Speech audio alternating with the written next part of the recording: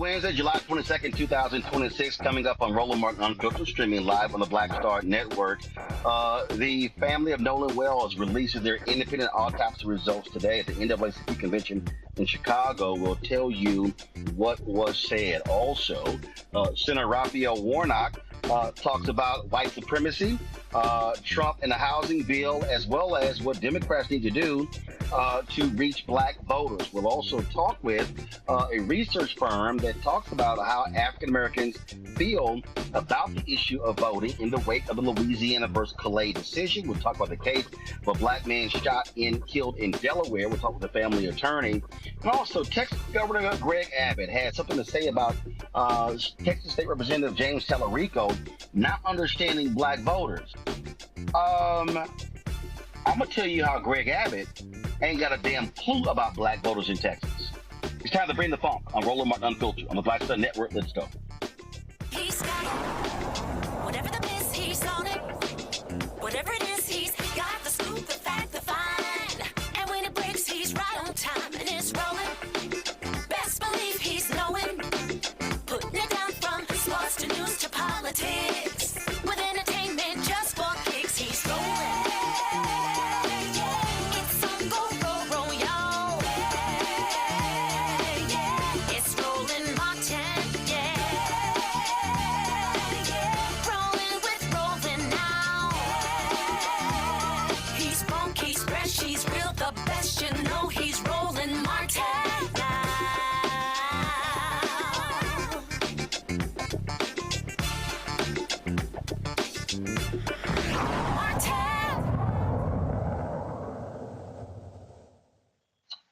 Hey, folks, U.S. Senator Raphael Warnock of Georgia is one of 4 Democratic United States senators who are African-American in the Senate. There is 1 Republican. And we chatted today about a number of issues, including white supremacy within this Trump administration. We talked about, of course, what Democrats need to do to reach black voters, and also housing bill. Here is our conversation. Senator Warnock, glad to have you here. I have been doing something really since the inauguration. I've been framing this thing that what we're seeing right now from Trump and MAGA is an effort to completely defund Black America. And I've been saying right now it's a war on Black America. If you look at everything, if you look at the tax on DEI, the pulling of grants, when you look at the federal layoffs, when you look at the FCC, look at all these things. It is as the gerrymandering, civil rights pullback. It is as if there's a massive bullseye on the backs of Black America. And I've been trying to get our people to understand that we cannot sit elections out because they want to completely eradicate the entire civil rights, economic rights, social justice infrastructure that has been not just built over the last 60 years, but even going back to the Reconstruction Amendments. Oh, absolutely. There is no question that the Trump-Vance administration is a white supremacist regime that is trying to foist its dark and divisive vision of our country onto the American experiment, just as we observe the 250th anniversary of this grand experiment that has certainly has had and does continue to have its imperfections. Black people have been at the center of the work of trying to transform our country, make a country as good as its promise, one that lives up to the ideals in the charter documents in our nation. And there's no question that the Trump administration, whether we're talking about the attacks on DEI, the idea that you would turn diversity, equity, inclusion into cuss words, often at the behest of religious people. I've been saying from pulpits, in my other day job, that equity is in the Bible. The idea of inclusion and diversity, these are moral concepts. And we have to hold this administration accountable, but we also have to hold others, including pastors and churches, who are loud supporters of this, some of the meanest voices in our country right now, the folks most likely to blame immigrants, blame poor people, are people who read from the book. And so I want to challenge them on the basis of the book. I'm a Matthew 25 Christian. And as much as you've done it unto the least of these, you've done it also unto me. And I think we've got to hold them accountable. But come this November, we got to hold them accountable at the polls. People. But this is also why. It's also why I think where we are, we have to be in this, and I have been just, Bishop William Barber and I, our frat brother, we've been talking about this here. We have to have a micro to macro strategy, but also we have to be walking people through this. Those of us who live and breathe this stuff every day just simply can't assume that people know. There has to be a connecting of the dots. And so you have to connect the dots of Doge layoffs with the dramatic rise in Black unemployment because we over-index in federal government. You have to connect the dots of the attacks against DEI on how every Black nonprofit has been impacted. The slashing of federal grants impacts NGOs. It's impacting Black organizations. And so last year, Biden-Harris, Black-owned businesses got $10 billion in federal contracts, only 2%. That's not down to 1.2%. And so when you lose those billions of dollars in federal contracts, guess what? Those are Black-owned businesses. They have employees. They have families. They have kids in schools. And so this thing is just impacting in all areas. And so we're just in a moment where I just think that people really need to understand that what they are trying to lock in is, and I'm very clear in my book, White Fear. White supremacist rule for the next 50 to 100 years. And folk have got to wake up and realize this is not just about the next election. This is literally about the next half century. No, absolutely. They are playing, and they've been playing the long game. We on our side have not focused on the state legislatures, for example, the way that they have over the last few decades. And as a result, we're witnessing this rabid gerrymandering that's going on all across our country. The Supreme Court, with its recent Callais decision, has poured fuel on that fire. There are literally some 19 seats that are endangered right now in the Congressional Black Caucus. They want the opposite of the grand covenant e pluribus unum out of many one, and they are trying to shape the nation in their cruel, narrow, racist, bigoted, dystopian image. And the most powerful thing we have right now is our voices. I want those who are saying in 2024, what difference does it make, to look around and see what's happening and ask yourself, can you afford to stay home come November? I think not. You said that if Democrats gain control of the House and or the Senate, you want investigation of folks who've been redrawing these maps. Donald Trump said in January, hey, y'all got to keep control of this thing because if not, they're going to impeach me. Speaker of the House, Mike Johnson, said, hey, y'all, we better keep control because y'all need me to protect you. They're scared to death of investigations. And I've heard people say, well, Democrats should not be practicing retribution. I've said, no, wait a minute. Corruption is corruption. And if Democrats gain control, they should be making it perfectly clear that they're going to investigate potential wrongdoing. And clearly we know Donald Trump's DOJ is not going to criminally prosecute. But what is happening, people just can't just get away with it. And not just when it comes to gerrymandering as well, but even just the blatant corruption, the raping and pillaging of the federal budget, with Trump earning billions of dollars, and him and his family as well. I mean, this is mind-boggling what is going on. And so this is also what's on the ballot in November, actual accountability from Congress. Listen, if we win, when we win one or both of these houses come November, there's no question that we owe it to the American people. We owe it to the people who sent us up here to hold folks accountable.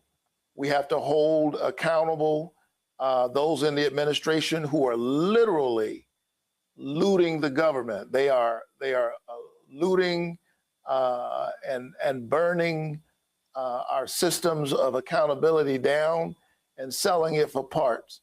I don't know if Donald Trump was a billionaire or not the first time he ran, There's some question about that. No, he wasn't. But, he wasn't. But there's no question now. He's wealthier than he's ever been. He's enriching himself. He's enriching his sons, his families. He ran saying that he was going to do something about people's families. And apparently charity begins at home, because he has done an excellent job at enriching his own family. But he's not focused on yours at all. We have to hold him and his enablers accountable. And we have to hold partisan actors in these state legislatures who have been gerrymandering Black people's voices all across the South with absolute abandon. Racial gerrymandering still is illegal. And even the Supreme Court had to nod to that, even in their awful Callais decision. It is illegal to engage in racialized gerrymandering.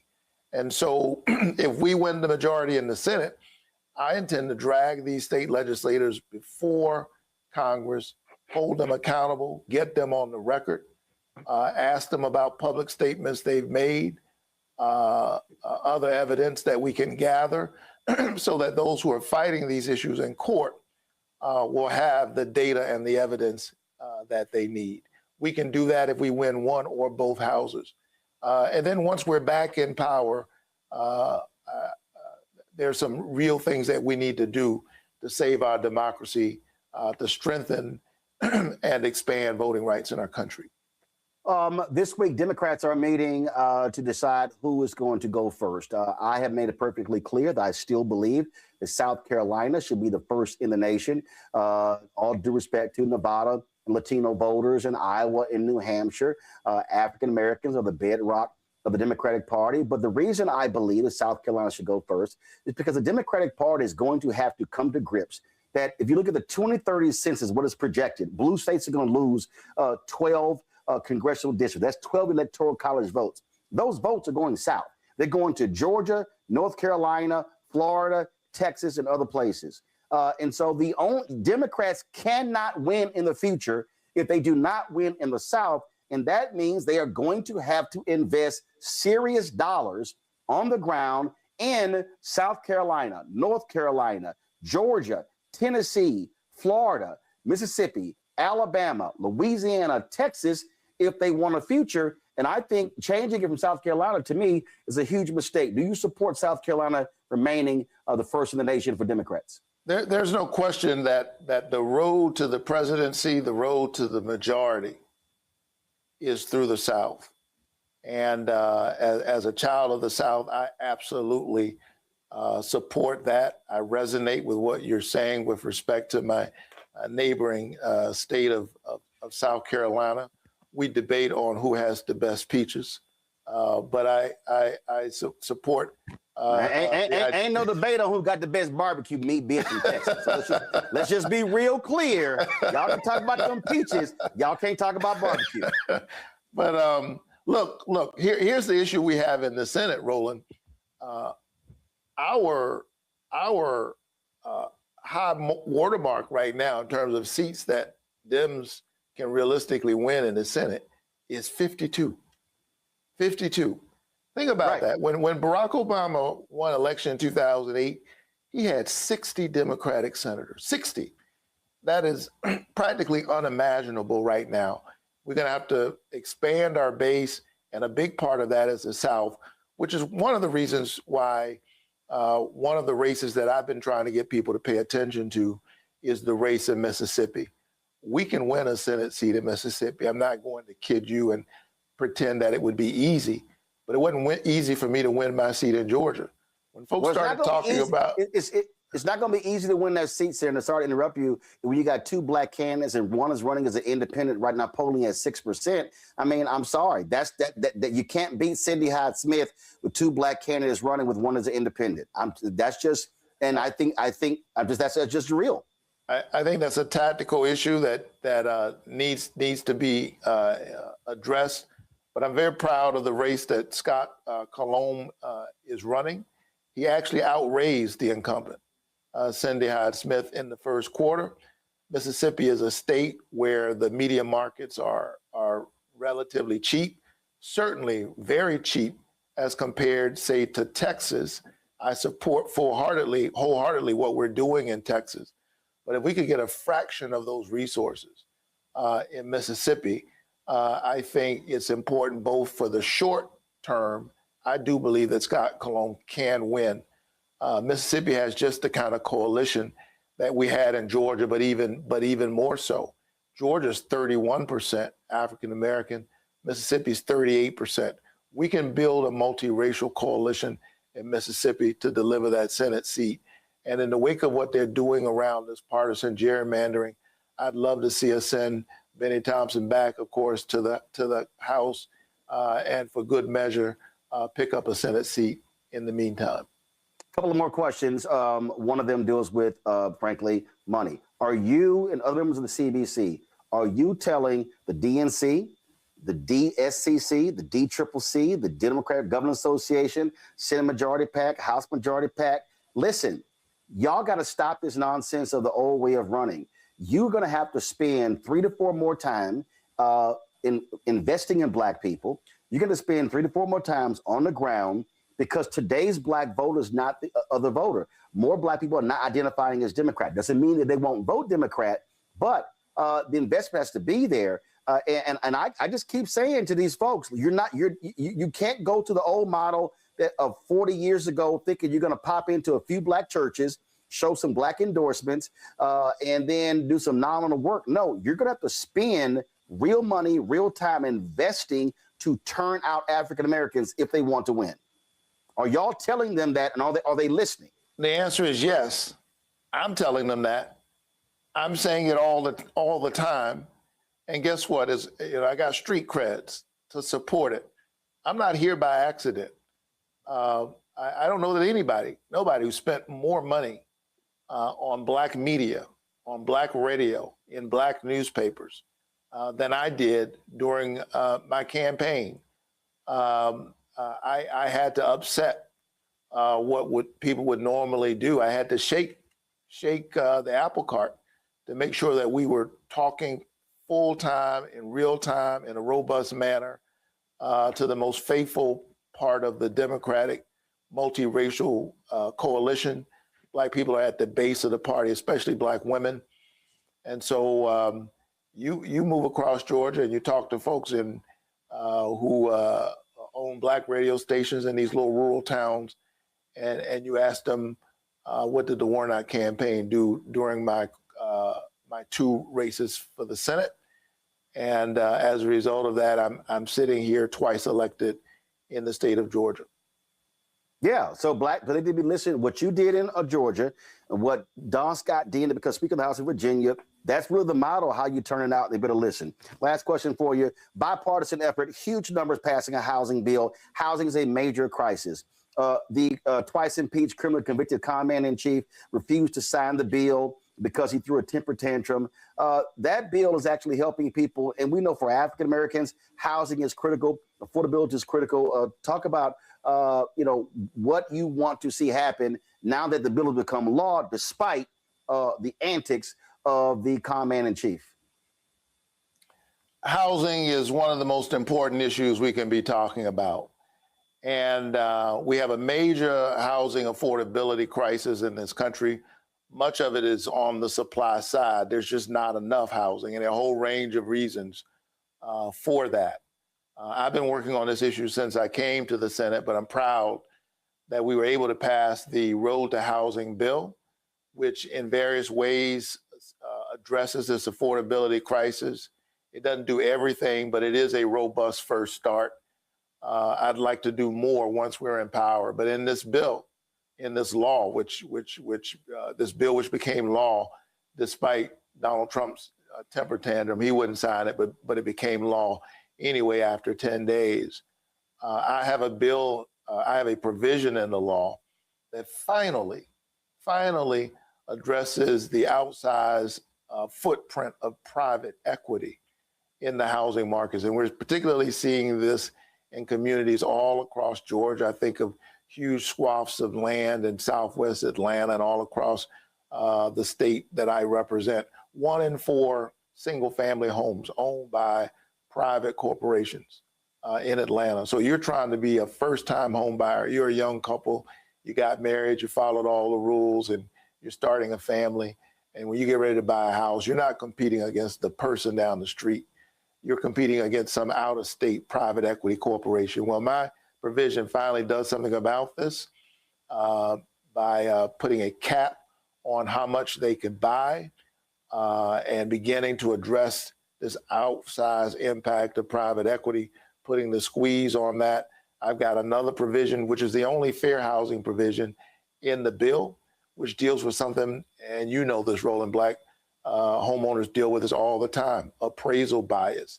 There's a tax you pay just for being Black, trying to sell your house and what people say it's worth. Well, I have a provision in the bill that has now been passed into law. If you get an appraisal and you think there's something untoward there, for the first time, you actually have some legal recourse and you can demand an additional appraisal. These are the things that we were able to do now. There are other things in the bill addressing this whole issue around NIMBY, the government red tape, the zoning laws that make it difficult for us to think outside the box about how to get housing done. All of that is in this bipartisan piece of legislation, and it's going to take some pressure off of the housing market, create more opportunity.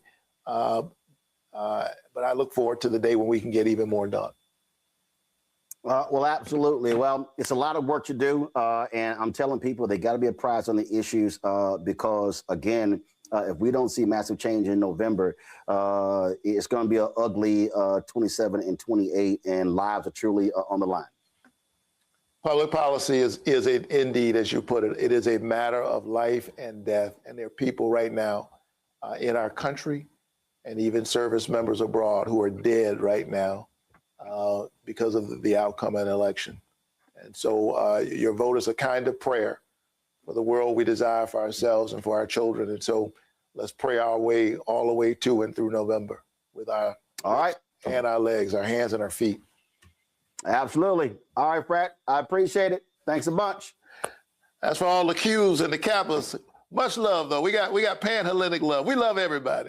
I call them youth groups. I call those LIL, L-I-L, Lil Youth Groups. You know why you say that? Because you don't need them to vote for you. I need all the pan-Hellenic to vote for me. You can still call them that because they know it's true. I appreciate it. Thanks a lot. Everybody. All right. All right. All right, folks, let's bring in my panel. Joining me right now, Rebecca Carruthers, President and CEO, Fair Election Center out of Washington, D.C. Robert Patillo, civil rights attorney, Patillo Law Firm out of Atlanta. Derek Jackson, state representative out of Georgia. Glad to have all three of y'all here.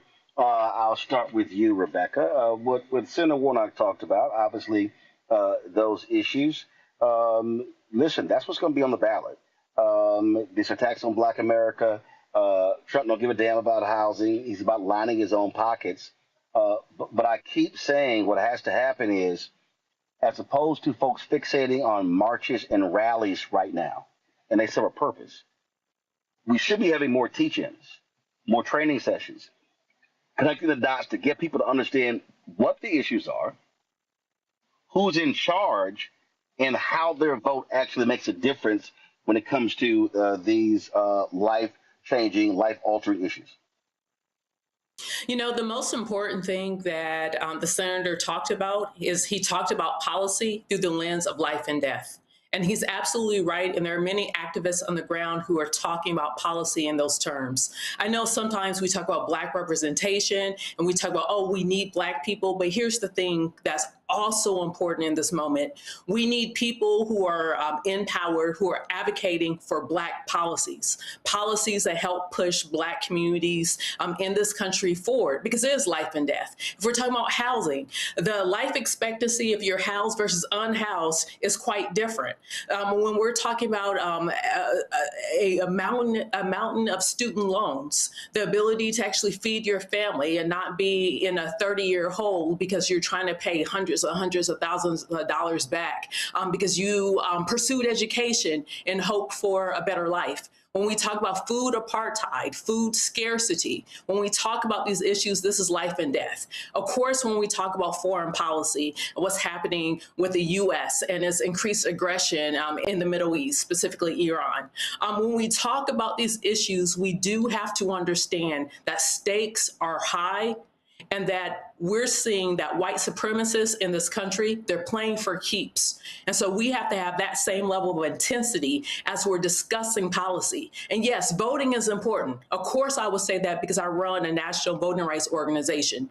But voting is one of many steps. But taking the time to examine policy helps people cut through misinformation and disinformation that we see online. The final thought that I would add here is that look out. You're going to see an increase in foreign interference on information on online platforms. It's not just about the midterms, but for many people, we have started the march to 2028. Robert? Look, Roland, I think the conversation with Senator Warnock was so important, primarily because I've dealt with a lot more Gen Zs recently. And they are by far the most detached generation politically at their age of anything I can remember in recent memory. I remember when we were all 22 years old, out marching and protesting Bush's reelection, saying we're going to stop the Iraq war, saying that we were going to fight back against the genocide in Darfur, those sorts of things. Who Democrats have to realize, this next generation is not interested in the same politics and policies of the past.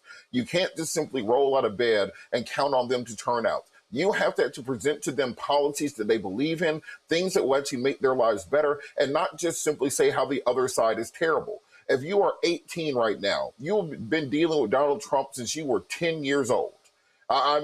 You've spent the majority of your life with this presidency, and therefore you don't understand what America was like beforehand.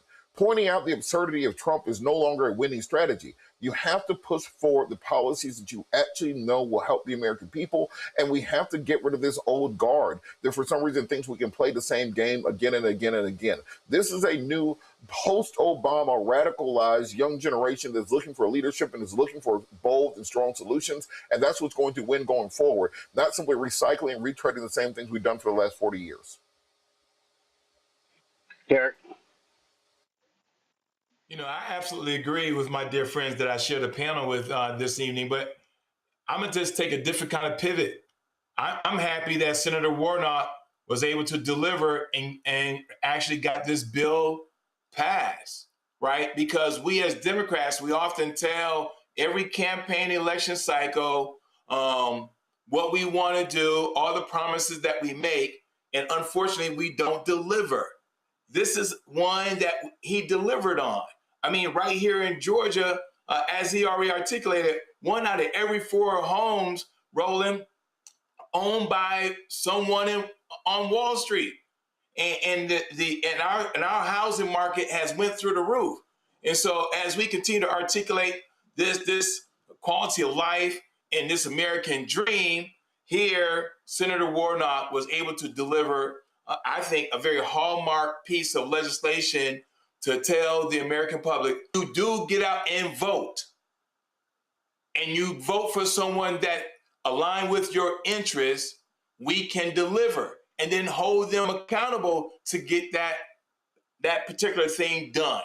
And so I enjoy the fact that this Housing Act has been done in spite of the person that's in the Oval Office. All right, folks, got to go to a break. We come back. We're going to talk about a new research that shows where black voters stand in the wake of the Supreme Court's Louisiana versus Callais decision. We'll also be talking about the results of the Nolan Wells independent family autopsy. All of that right here, Roland Martin Unfiltered, right here on the Black Star Network. All right, folks, let me tell you about Chapter. Now, if you're on Medicare or about to be, the system is not set up to work for you. Too much fine print, too many plans, and too many people making money off of your confusion. And look, we're used to this. We're no strangers to systems that don't have our best interests at heart. But we don't have to accept it when it comes to Medicare. That's why I'm telling you about Chapter. Their advisors are independent and honest. In fact, they're the only Medicare advisors that compare every plan nationwide. And they're focused on one thing: what works for you. If there's a better plan out there, they'll find it. If you're already in the right one, they'll tell you that too. There are no games. Just last year, people who switched with Chapter saved an average of $1,100. It's 20 minutes and a real person. It's completely free. My parents actually have already called. My mom sent me a text. Folks, give Chapter a call at 724-264-8281, 724-264-8281, and connect with someone you can trust. Folks, these are the kind of services that we need for our audience here at Roland Martin Unfiltered and the Black Star Network. So call Chapter right now, 724-264-8281. With medicine and science under attack, I want to keep you and your family informed and healthy. I'm Dr. Ebony Hilton, and I knew at the age of 8 that I wanted to be a doctor. So I studied hard and became the first African-American female anesthesiologist hired at the Medical University of South Carolina since its opening in 1824. And I always say I was made into a doctor, but I was born to be a mom. And as a new mom, wife, sister, daughter, and friend, I understand how frightening a medical crisis can be. I care for individuals on some of the worst days of their lives, and it's my mission to provide you with a safe space to gain clarity on issues affecting your mind, body, and soul.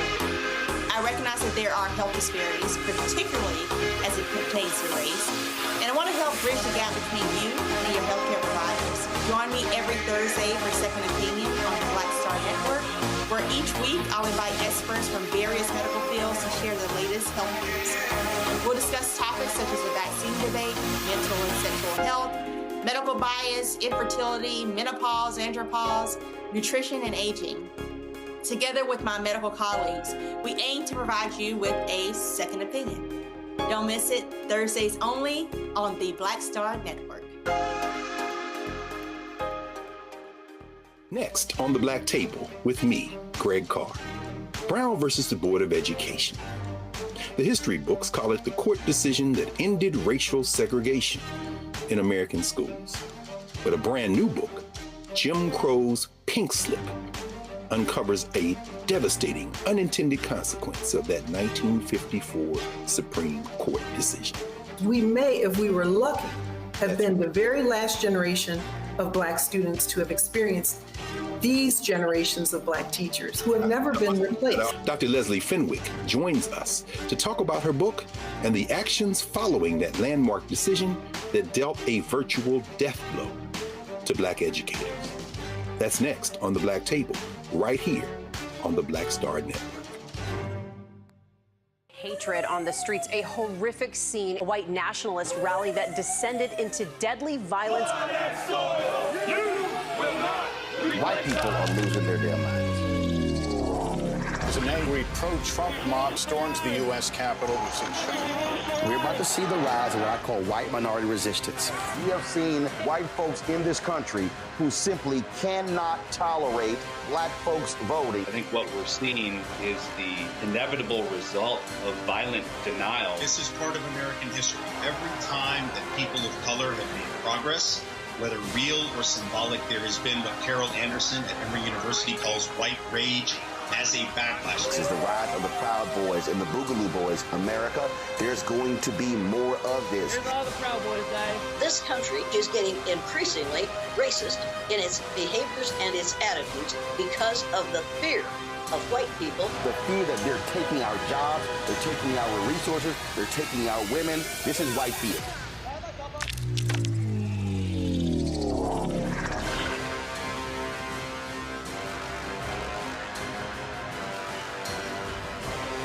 Swing Cash, Basketball Hall of Famer, and you're watching Roland Martin Unfiltered.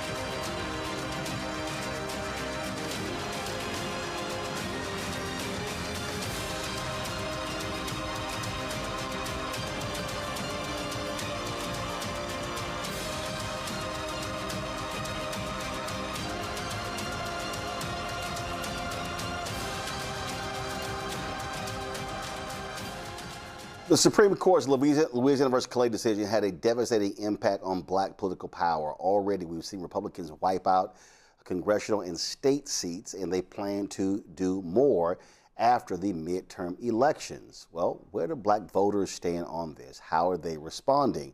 How do they feel? And is this going to be a significant turnout effort in November? Joining us right now is Terrence Woodbury to share with us some research that he has been developing. He is the president and founding partner of HIT Strategies. Glad to have him join us to talk about this here. So, Terrence, take us through this new data that you now have.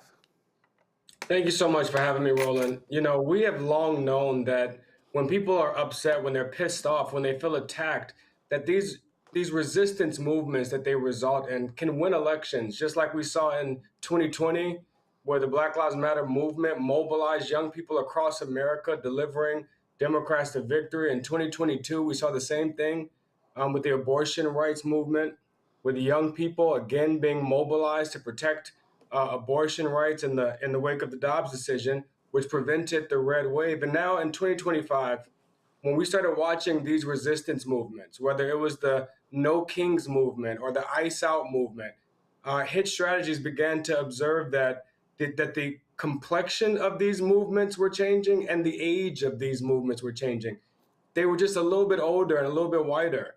And so we started to want to observe what's going on with Black folks. We started the Black Ops Coalition, anchored by a bunch of Black civil rights and voter engagement organizations. And what we found is that, number one, Black folks are engaging in this resistance movement. We're engaging very differently. Number two is that since the Callais decision that gutted the Voting Rights Act and began to systematically oppress Black votes and Black power across the South, that Black folks see what's happening, that they are more engaged in what's happening. In fact, 65% of Black folks say that the attacks on voting rights across the South have made them more likely to vote. And we've seen activation, engagement, that Black people are taking actions now. In fact, 75% of Black voters say that they've taken at least 3 actions to combat voter suppression. And that's up from 62% of Black people that have been activated this time last year. And so, look, we've long said this, Roland. If Republicans are going to try to oppress Black votes, they better keep doing it privately in smoky chambers behind closed doors, because once Black folks find out about it, we respond in kind. And so we have seen this across the South. We know the South are not red states. They've just been oppressed states. And now what we're seeing in places like Georgia and in South Carolina, where that oppression is front and center, where state legislatures have attempted to gut, 2 Black congressional seats in Georgia, and the resistance movement stopped them. In South Carolina, they tried to snatch Representative Clyburn's seat, and the resistance movement stopped them. And more importantly, Roland, what we're seeing is that in these Democratic primaries that have happened after the Callais decision in places like Georgia and South Carolina, that Black voters are surging. And so we recognize that our power is being attacked now, and we're taking actions to protect it, and not waiting until election day to protect that power, but taking action right now. When I think about generations, when I think about what the numbers look like, I've often said this on this show. I really started watching this 36 years ago. 1990, was a junior at Texas A&M University. And I was listening to the conversations of African Americans. So I'm born November 14th, 68. My brother's born November 13th, 1967. He's a year ahead of me. So that generation, so he goes to Texas A&M in 1986. I go in 1987. So we go to college. 18, 19 years. This is how people don't understand the math. King gets killed in 68. So we literally were that first generation that was born and went to college after the death of MLK. So I'm listening to conversations, and what I'm looking at and realizing is that that generation is coming out of school, first job actually making more money than many of our parents. And so I'm listening to terms of what they're paying attention to. And that's when I first started really saying, hey, y'all, we better be mindful of this generational gap that we're seeing. So we go from baby boomers to Gen X. Then we go from Gen X to millennials. Then we go from millennials to Gen Z. And behind Gen Z is Gen Alpha. So your research pointed this out. You said that Black Gen Z, go to my iPad, are less likely than boomers to, this is what the research showed, Black Gen Z are less likely than boomers to fight for freedom and racial justice. But Black Gen Z are much less likely to fight for American democracy or the right to vote. 56% of Black Gen Z believe that they do not have to defend democracy because it does not work for us, compared to just 22% of Black boomers. Younger Black voters are almost twice as likely to expect political violence, 44%, than older Black voters. Now, what jumps out is that when you and I talked, I guess it was 2022, the election, when you were talking, we were talking about, and you were saying how we have to use language differently. So go back to my iPad. So when I see that Gen Z are much less likely to fight for democracy or the right to vote, that means that when I think about Vice President Kamala Harris's campaign, what was the centerpiece of the campaign? Fight for democracy. What do you keep hearing people talk about? Fight for democracy, or we got to fight for our right to vote. So the language that is being used actually is not appealing to the folk we need to turn out. That's exactly right, Roland. Look, it's not that we've been saying this since 2022 that Democrats have to stop defending democracy. Stop defending democracy. That is not a winning message. That does not mean that we abandon democracy. But young people, specifically Gen Z millennials, who have seen multiple candidates get the most votes and still lose, who have seen an insurrection, who have seen candidates refuse to accept the outcome of elections. These young people have had mixed results from democracy, and they are not prepared to defend that. And so what we found is that while 81% of Black boomers say it is Black baby boomers say it's important for them to defend democracy, only 50% of Black Gen Z say it's important to defend democracy. So what that means is when we're talking about messaging, you have to, if you're taking Black people, you have to have Black boomer messaging, Black Gen X messaging, Black millennial messaging, Black Gen Z messaging. And the problem with these white strategists is that they just want to do one message to Black people. That's it. And the candidates as well. And what I keep saying is like, no, you have to have a micro targeting strategy. And this also goes for Black politicians and Black groups. We have to be talking to different generations in a different way. That's exactly right. I mean, we've heard a lot about the gender gap in the Black community, Roland, how Black men show up different than Black women, when in fact the gender gap exists across every racial group. In every group, women vote different than men. Women show up more than men. And in the Black community, that gender gap is smaller than it is in any other group. But what is undermining our ability to coalesce this resistance, to really demonstrate the full force of Black power, is not the gender gap between Black men and Black women. It is the generation gap between older Black voters and younger Black voters, where across every single metric, whether it is, how important is it to fight for democracy, how likely are you to vote, how much do you approve of Donald Trump? On every metric, younger Black voters are 20 points away from older Black voters. And so this is where we have to start solving for the gap.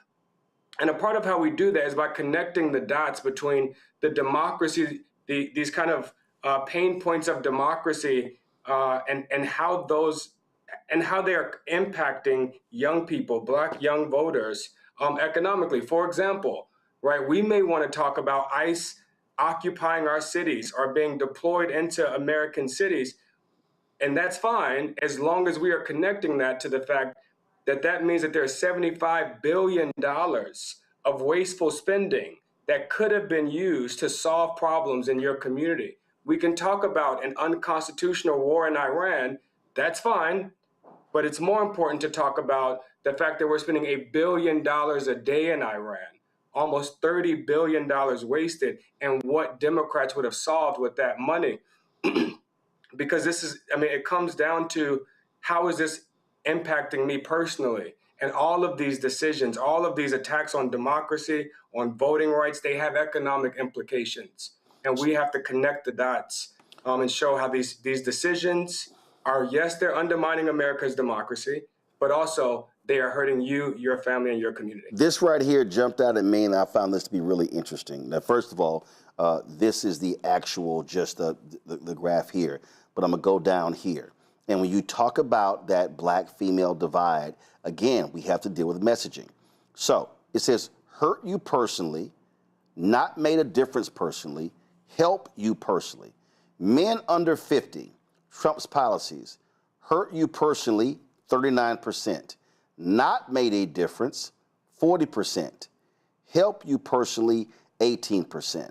Now we go women under 50, stark contrast. Hurt you personally, 62%. Not made a difference personally, 24%. Help you personally, 9%. Let's go to men plus 50. Hurt you personally, 69%. So it jumps from 39 to 69 when you go from men under 50 to men plus 50. Not made a difference goes from 40 to 22. Help you personally drops 18 to 8. Now, with same thing, if we're talking about messaging and how do you talk, so now if you're talking to black men, the conversation to black men 50 plus is different than the ones below that, because again, when you look at numbers, who are the folks that have been getting laid off? Largely African Americans who are 50 plus, men and women, federal workers, others, impacts of DEI. And so again, what it is saying is that when we're talking about how do we communicate, we have to be, I'm thinking about I forgot the guy's last name, but he's the author about your love language. I mean, that's what this is all about. And all this is saying is you cannot continue with this sort of one size fits all. That worked from let's just be honest, that worked from 68 to 2004. Obama comes along, he completely changes all of it. He's an anomaly, so you got to really take him out of 8 and 12, and you got to look at the elections since then. And so the messaging has to be different. That's exactly right, Roland. And what makes that quite easy is the internet. What makes it easy to target specific voters with a specific message is the internet, and the fact that they're consuming all the information from the palm of their hand where they could be targeted. I mean, think about what we're talking about. We're talking about segmenting black men and black women as rudimentary as, a rudimentary division as that, when it was a decade ago that Cambridge Analytica was using data to target vote, to isolate Brexit messaging per person, not per demo or per group, but per person isolation. This is what we are combating. We're combating the other side, Republicans, who are targeting young men with messaging, who are isolating and frankly showing them messaging that none of us are really seeing or hearing because it's only in the palm of their hand. And we are still trying to blanket message as if we were only advertising on television, as opposed to using the power of targeting on the internet. Young men, when I look at the graph that you just put up, 18% of black men under 50 saying that Donald Trump's policies have helped them personally. Guess how many black men under the age of 50 voted for Donald Trump? 18%. And that 18% helped me personally. Y'all, it's just right here in the data. Women under 50, 9. Men plus 50, 8. Women 50 plus, 2. Defenders, 8%. Activists, 7%. Spectators, 11%. So that's the highest percentage out of all of those groups. And look, Roland, keep that up for a second, because I just want to draw this correlation. I'm going to get in the weeds a little bit here with correlations. But when you just look at that bottom row, Black men under 50, 18% say that Donald Trump's policies have helped them personally. 18% voted for Donald Trump. Black men over 50, only 8% said that Donald Trump's policies to date have helped them personally. 8% of Black men under 50 voted for Donald Trump. Look at Black women over 50. Only 2% say that Trump's policies in his second term have helped them. Only 2% of Black women voted for Donald Trump. I mean, it's a direct correlation. We have to now demonstrate how the actions of this federal government are hurting these Black men personally. and the Black Ops research demonstrates how we do that. Last question for me, then I'm gonna go to my panel. As a part of this, when you were doing this, did you ask folk where they're getting their information from, which also speaks to how we should be communicating with them? Yes, so we dive a lot into where they're getting information, but also we dive into who the trusted messengers are, who they need to hear from. And there's a couple of things happening here. Number one, Barack Obama and Michelle Obama remain the most trusted messengers in the Black community. That ain't gonna change no time soon. But what's most important is who comes right after them. And that is people like me and people like you, right? They want to hear from their peers. In this age of kind of, this splintered communications ecosystem where everyone is hearing a different message, everyone is reading a different message. There it is there, Barack Obama, 51% of Black voters say that he's the most trusted messenger. But right after Barack Obama are people like them. Their most trusted messenger are their friends, their family, their peers, and notably, and here's where we start getting into the media strategy, the influencers that they have chosen to follow and trust. Those are their trusted messengers. Those are the people like them. And so we have an opportunity, and all of these are twice as high as Black celebrities, as Black athletes, as Jay-Z, Beyonce, all the folks, Cardi B, Meg Thee Stallion, all the folks that we're going to throw on stage over the next 90 days, when the people that they trust, and we should do that, I want to be clear, celebrities break through the noise and get people's attention that are otherwise checked out of politics. But when it comes to changing what they believe, when it comes to making those 18% of young Black men who say that Trump's policies have helped them, when it comes to changing those perceptions, they need to hear from their peers. They need to hear from other young Black men. And a part of how we do that is by hiring, enlisting the influencers. And I want to be clear, hiring them with money, because that is what the right is doing. They are finding the points of the centers of gravity on social media, on TikTok, on Instagram, and they are paying them to deliver this black pill of annihilation that nothing is going to get better. No one has your back. You might as well withdraw. Just get money. Black women have done enough. You're part of the 92%. That is the bullshit that is being fed and targeted to these young voters. And we can only counter that with other influencers that they have already chosen to trust. It's the equivalent, Roland, of what we used to call feet in the streets, putting money on the streets in street teams. When we used to meet Black men where they are, we were meeting them in barbershops. Well, now meeting them where they are is in the palm of their hand. And the messengers that they trust, they already follow. Oh, yeah, listen, those messengers. Listen, my friend, Brother Todd Brown, hit me today. And he said his son came home and he was like, yo, he said, man, why y'all didn't tell me about Roland Martin? Because his barber leaves the show on the moment he opens. Because we have this show. We also have a 24-hour channel on YouTube that you can just put on and circulates. And he was talking about that. I've got other. So the point is, what I keep saying is you have to produce the content that makes it available to them, and so they're touching it in their own way.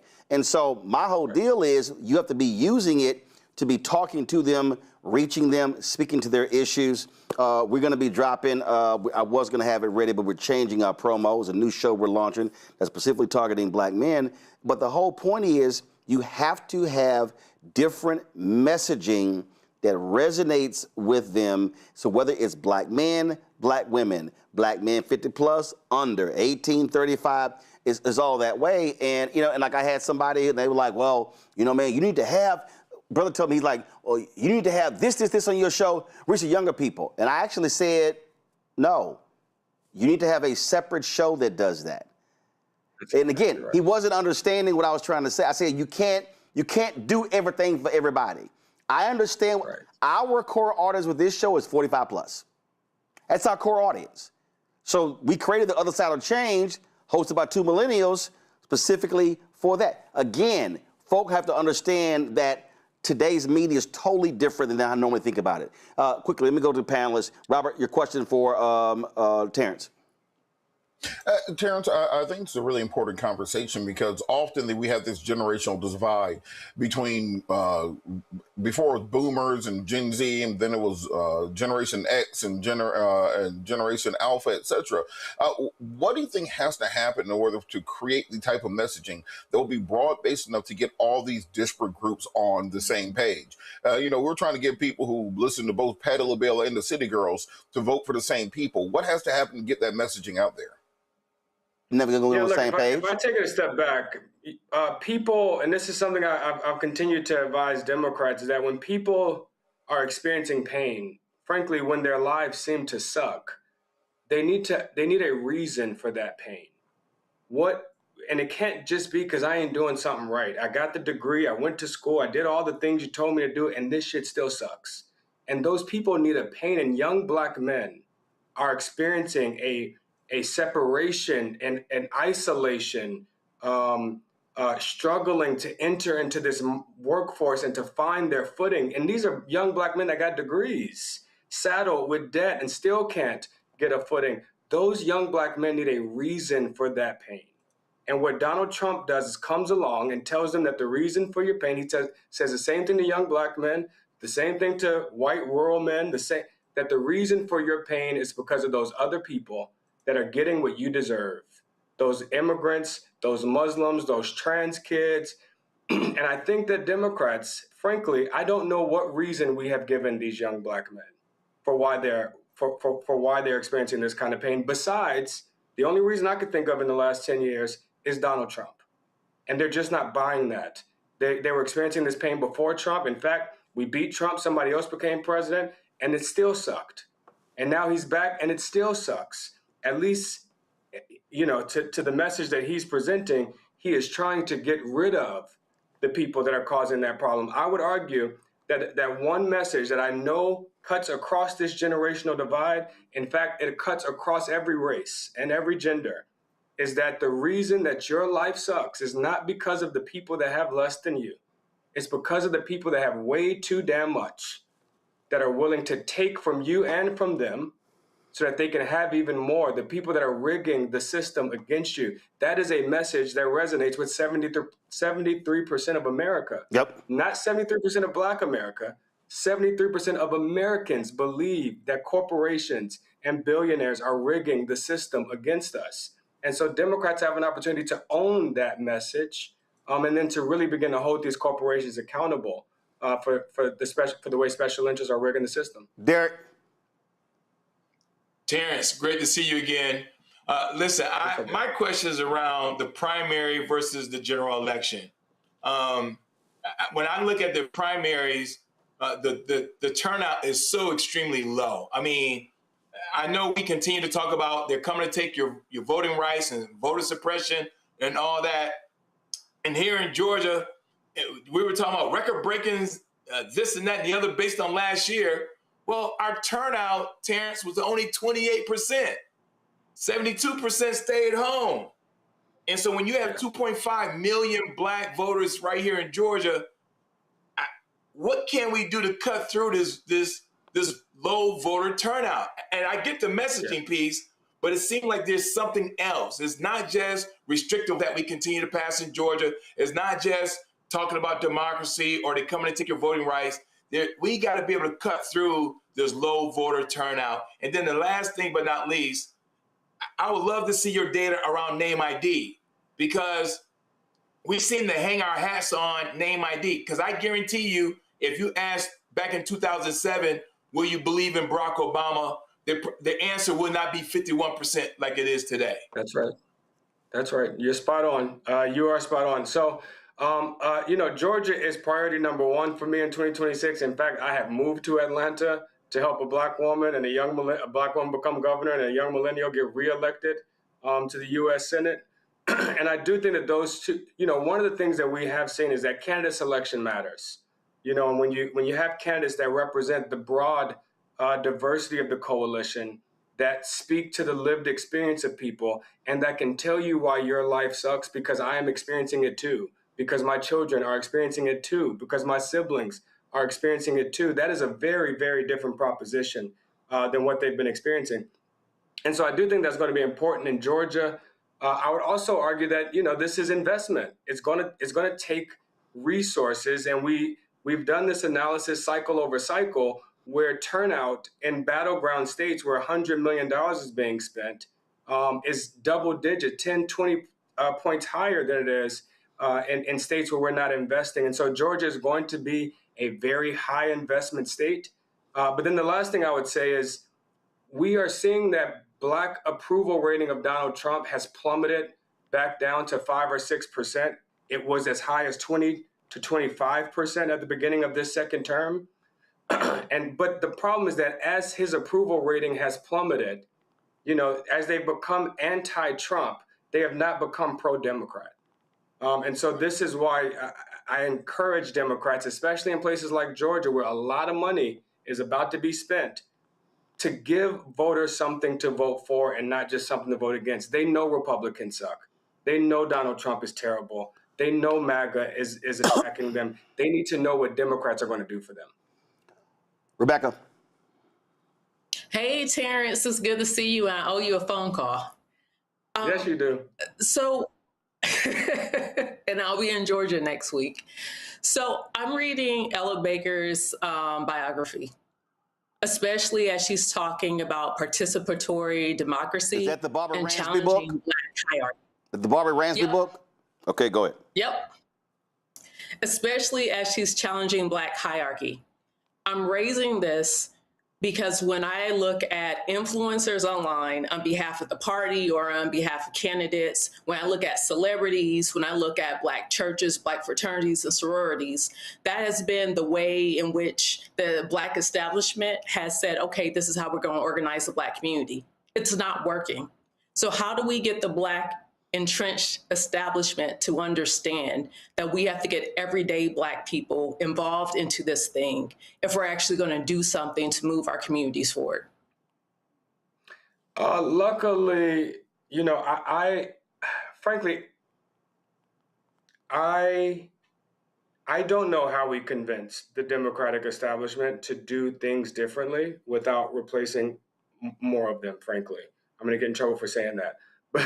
But that is why it is so important for organizations like yours, for grassroots organizations across the country, Block Wisconsin and Detroit Action and Power Pennsylvania and Top Texas Organizing, that all of these groups that have become a center of gravity in our community, that they are funded, that they are well resourced, because they are doing a lot of the work that state parties used to do.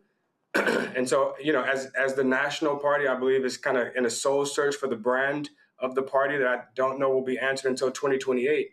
That we just have to make sure that the groups that are on the ground, that have demonstrated a proof of progress, that have been on campuses the way you have, organizing and mobilizing and registering young people, that those groups are actually well funded, because that's where the work is happening. All right, Terrence, where can people go to check out all of the research? Yeah, please check out the Black Ops Project. We've been conducting this research for the past year. Focus groups, polls, top lines, all the focus group clips can be found at www.hitstrat.com /Black Ops. And please, I really encourage you to listen to some of these focus group clips. Listen to the pain in these black voters, and instead of us talking about these black voters. Well, what we'll do is we'll also we'll pull some of that so we can actually share this so people can actually see it and understand it. Terrence, we appreciate it. Thanks a lot. Thank you, brother. Folks, quick break. We come back. We're going to talk about a critical case out of Delaware. Black man shot and killed.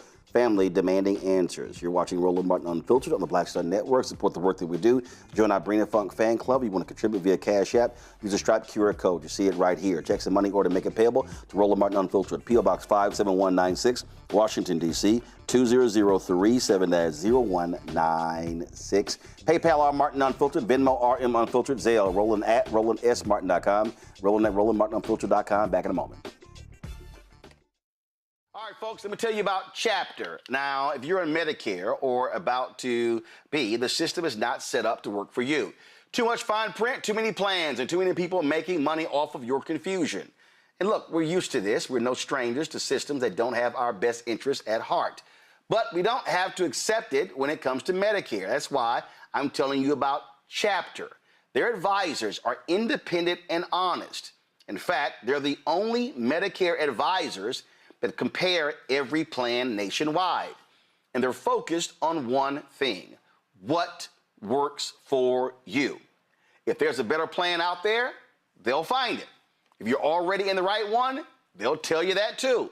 There are no games. Just last year, people who switched with Chapter saved an average of $1,100. It's 20 minutes and a real person. It's completely free. My parents actually have already called. My mom sent me a text. Folks, give Chapter a call at 724-264-8281, 724-264-8281, and connect with someone you can trust. Folks, these are the kind of services that we need for our audience here at Roland Martin Unfiltered and the Black Star Network. So call Chapter right now, 724-264-8281. Melanie Campbell, National Coalition on Black Civic Participation and Black Women's Roundtable. And we are watching Roland Martin Unfiltered all day, every day, 24/7. Spread the word.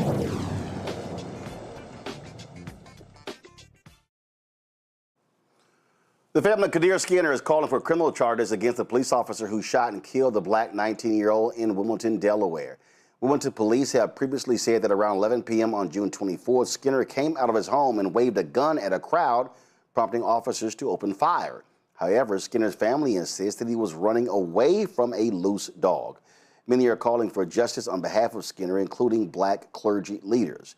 During a virtual news conference on Tuesday, Bishop William Barber demanded transparency and fairness in this senseless killing of another young black man.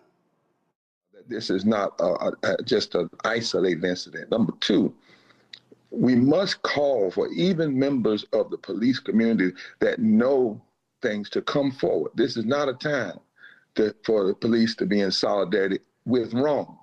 If you know wrong was done, then you need to step up along with these men and women of God of all faith. Number three, this is about humanity. Wow, this is a 19-year-old black man. Anybody, black boy, teenager, baby to most of us, anybody that's not concerned about somebody being shot in the back has lost some of your humanity. And then finally, as Pastor Bland will say, on August 24th, we're having a mass community rally. You say, well, why is it the 24th? Why not immediately? Because we're going to make it strong and big and powerful to show that this community is not going to be on fire and be concerned for 2 days or 3 days or 1 week and then back away. That's not who you're dealing with in these brothers and sisters. That's not who you're dealing with in Pastor Bland. It's not who you're dealing with Attorney Daniels and others. This is you have to stick and stay, because Kadir at 19, not 20, not 21, at 19, he wasn't robbed in a bank, but he was shot in the back. He wasn't resisting arrest, but he was shot in the back. He wasn't committing a crime, but he was shot in the back. He wasn't beating somebody down, he was shot in the back. He was shot in the back and killed, and did not die immediately, and then died over time, died without getting the treatment that maybe could have saved his life. What we believe at this point is an unnecessary, unprovoked, immoral a shooting of a 19-year-old, keep saying it, in the back. And Pastor Bland told me that piece troubles the whole nation, Pastor Bland. When every time we tell other people, they say, well, what? He was shot in the back at 19 and then laid and then died later. So Pastor Bland, we know that we're standing in solidarity. There are people all over. There has to be justice. There has to be truth. There has to be transparency. Folks, joining us right now is Harriet Daniels, the attorney for the family. Harriet, glad to have you here. Now, the Women Police Department, they released body camera footage from 3 officers showing 3 different perspectives of what took place. The first video is apparently from the officer who actually shot Kadir. Y'all can actually roll that. Walk us through your perspective in terms of what you and the family are saying with what happened here. Thanks for having me, Roland. On the night of the incident, two officers in a patrol vehicle, and they was, I guess, patrolling the area. We don't know exactly what was their purpose for their presence in that neighborhood. But at some point, they saw Kadir running. The police patrol vehicle stopped. Both officers exited the vehicle and started to give chase to Kadir. In the video, at the beginning of the video, if you slow it down, you can see Kadir running from a dog. In fact, we have witnesses' statements that, in fact, corroborated the video before we even saw the video, that he was walking down the street, turned the corner, and a vicious dog got loose, and he took off running. And simultaneously, these cops pulled up and kind of did a road stop. At some point, while Kadir is running, the officer pulls a firearm and fired 3 shots, striking Kadir in the back. What we do know is that he was shot in the back and he was running from the police. We have our witnesses to that account, that not just the video alone, but corroborates what's on the video and corroborates the physical evidence here. The Williams Police Department initially came out and said that Kadir came out of the house, pointed a gun at a crowd of people. That prompted the officer to give chase. And if you can see in the video there, you can kind of see the dog running. You can see the dog running behind him. That's not true. The second video shows a better vantage point of what's down the street and the direction where Kadir's running from. And that clearly showed that he was not in any way and form coming out of the house, pointing a weapon at a dog, anything in capacity. A gun was recovered away from his body. That gun was handled, picked up. But as we stated before, looks like we lost Harriet there. We'll hope to get him back to further explain. Folks, there are other angles. Here's a third angle from the third officer who arrived on the scene. Just go ahead and roll that. And so again, there have been 3 different videos that have been released showing, roll the video please. There are 3 different videos that have been released, different angles of what took place on that night. And again, what you are hearing from this family is that they want justice. Unfortunately, we have seen far too many of these cases, Robert, where, let's just be clear, benefit of the doubt often goes to the police officer. And then when they put out there, there's a gun on the scene, people just automatically go, yep, there you go, he's guilty, move on. Well, this is one of the most important things that came out of President Obama's 21st century policing policy, which is the proliferation that we've now seen of both body cam footage, but also the general public understanding that when you see an encounter of this nature, start filming immediately.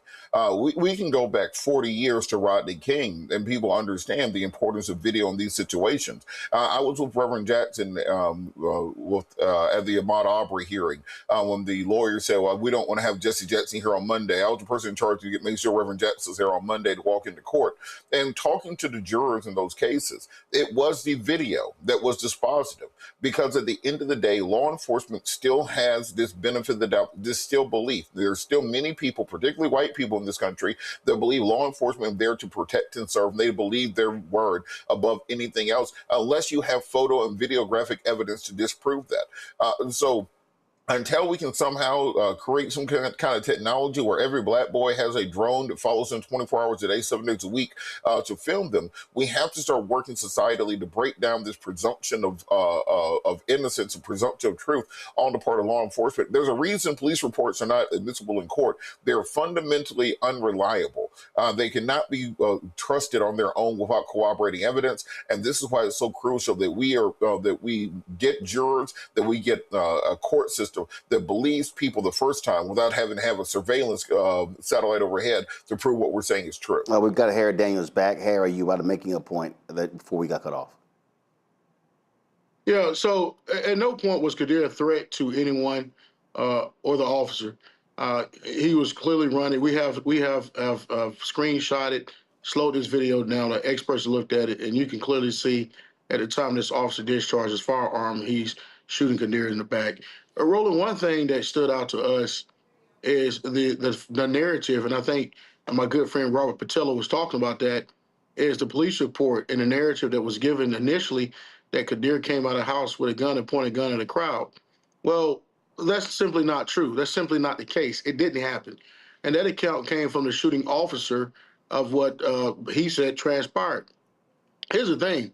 It's our position that he didn't have reasonable suspicion of probable cause to even give chase to Kadir. The Supreme Court of the United States have made it very clear: right to walk away, you have the right to run away. In this case, Kadir was not running from the police.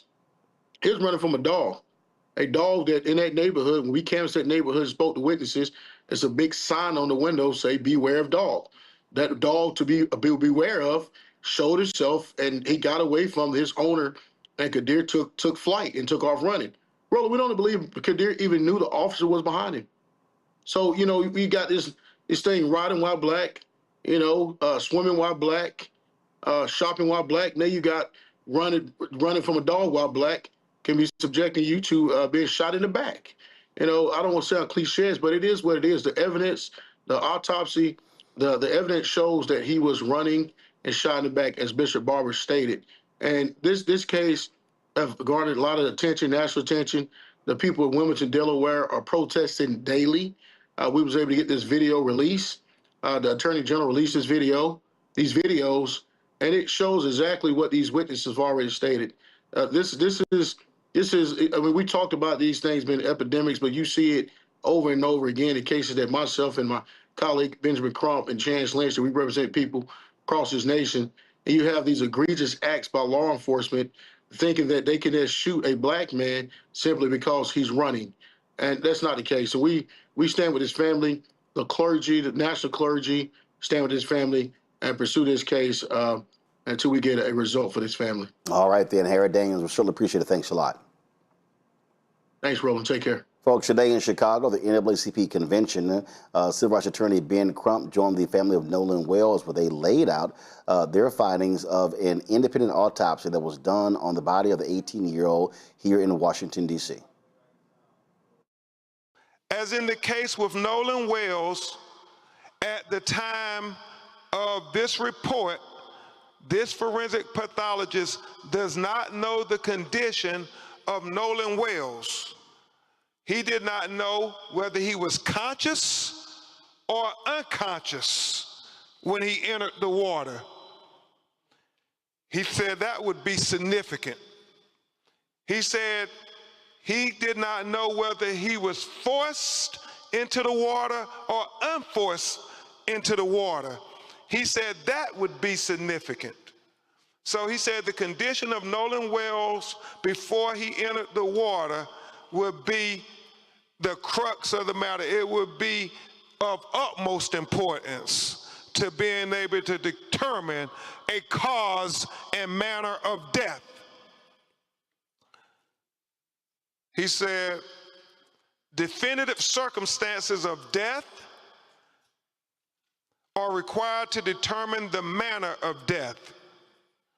For these reasons, this pathologist cannot rule out, and let me really call your attention to this. For these reasons, this pathologist cannot rule out if any intervening non-accidental factors contributed to or caused the death of Nolan Wells. Very open. He says, however, dissection of the back of the head during the layered posterior neck dissection revealed a 12 by 8 inch focal area of red discoloration in the deep soft tissues overlaying the occipital bone. And he talked about how he found red discoloration when he cut open into the back of his head towards the occipital bone, and he saw the red discoloration, and we actually saw the pictures of it. It's significant. You can't help but notice, why is this dark red here in the back of his head? And so he was important to note that in his report. He said that etiology of this finding is unclear. There are no lacerations of the overlaying skin nor fractures of the underlying skull. These findings are inconclusive for perimortem injury due to both the extensive decomposition and the absence of associated injuries. This finding, however, is significant enough to be highlighted in this preliminary report for further investigation. It is important to reiterate that the finding could not have been observed in the first autopsy because the posterior head and neck dissection were not performed. He said another limitation, move this back here. Another limitation faced by this forensic pathologist was the absence of the anterior internal neck structures. The trachea and the laryngeal cartilage, the thyroid horn, and the hyoid bone were not received with the body. So he's saying that the throat was not received with the body when he got Nolan Wells' body in Washington, D.C. to perform the second autopsy. And so let's discuss that with what he said about that. He said, it is assumed that the initial pathologist retained these structures for additional evaluation. He said the retention of the anterior neck structures during an initial autopsy is a common forensic pathology practice. He was chief medical examiner for 7 years in Washington, D.C., and he said that if they had concern about throat or any fracture or compression of the throat, they too will hold them back. He doesn't know why they held the throat back, but he said the throat was not with the body of Nolan Wells when he received it in Washington, D.C. to perform the second autopsy.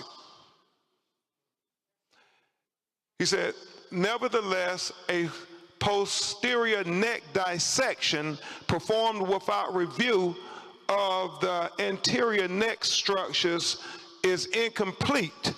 Therefore, this pathologist cannot rule out injury to the neck as a contributor or a cause of death.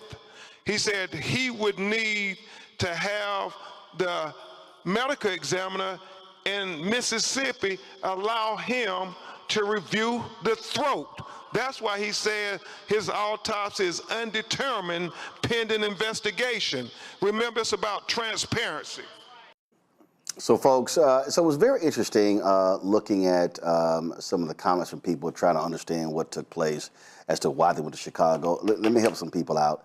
Nolan Wells was killed in D.C., killed in Mississippi. The NAACP National Convention is in Chicago. Emmett Till is from Chicago, was killed in Mississippi. So, again, if you understand the history of the NAACP, they've long been involved in cases like this. So I don't understand why people, and I am totally befuddled about the sheer stupidity of people on threads and Twitter who are complaining about Ben Crump. Oh, we don't like how he talks. He doesn't win cases. It's like they have no idea what the hell happens in these cases. And we reached out to Dr. Mitchell to join us on the show, but he declined because it's an ongoing investigation.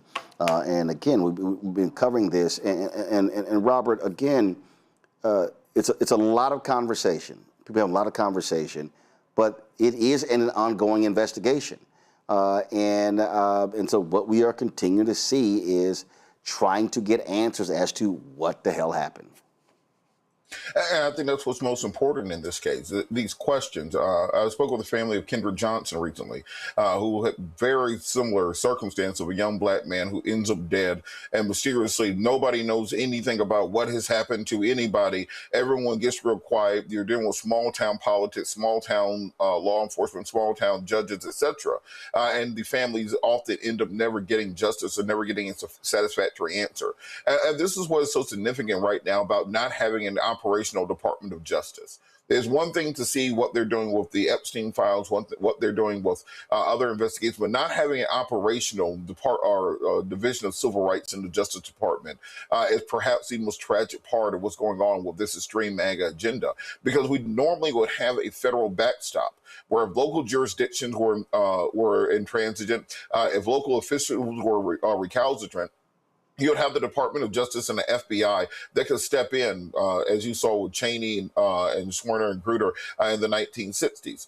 Now this is going to be very much on the family and on outside organizations to donate, to not only determine what happened with this autopsy, but find out what happened in that crucial first 48 hours to determine how exactly did the messages get deleted off his phone.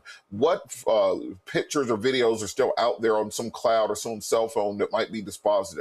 Where exactly this young boy's throat at? And how is that missing from the body? There are more questions are being raised by the day, and the compulsion of local jurisdiction to simply try to sweep these things under the rug. We've seen time and time again that once you start shining light on this, once you start bringing national attention, you get answers. And the fact that we don't have a Department of Justice or FBI right now that can help us means that we have to depend on ourselves to fight this fight. Rebecca. So, I want to shout out Dr. Roger Mitchell. He is the only Black male chief medical examiner in the country. I'm going to say that again. He is the only Black male chief medical examiner in the country. And because of his scientific knowledge and because of his medical training, he has really pushed the envelope for civil rights and for making sure that Black and brown families, especially Black families, receive answers. That is the very reason why Nolan's body came here to DC, because this is where Dr. Roger Mitchell resides. And I think it's important to say that, because this is another reason why we need more Black people going into that particular profession. I've sat on panels with him where he's gone through the criminal legal system, and he's talked about deaths while people were incarcerated. And oftentimes he went into those prisons and he was able to conduct many of those autopsies to show that there's been systemic issues, especially towards Black people, Black men who are incarcerated and who die in custody.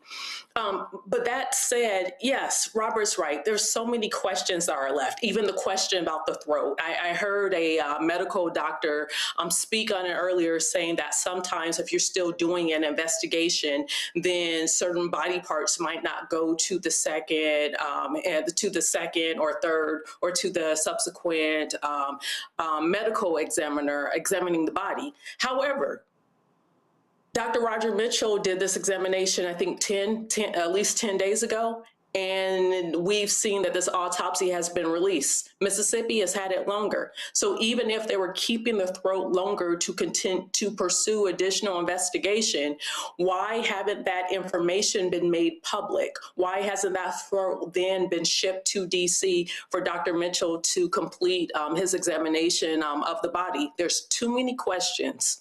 And we know, and I know there are different, like I'm an attorney. I know there's many attorneys who are reluctant to provide a conclusion on this, and that's responsible.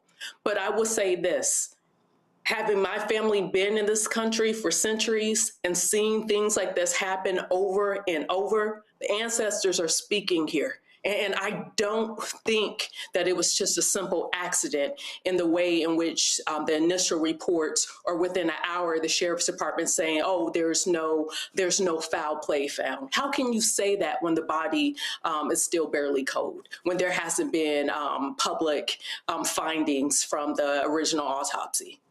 Derek? Yeah, I'm going to pick up where Rebecca left off. I mean, it was problematic for me as a father of 7, 4 daughters and 3 sons, to hear a sheriff to say there's no foul play here.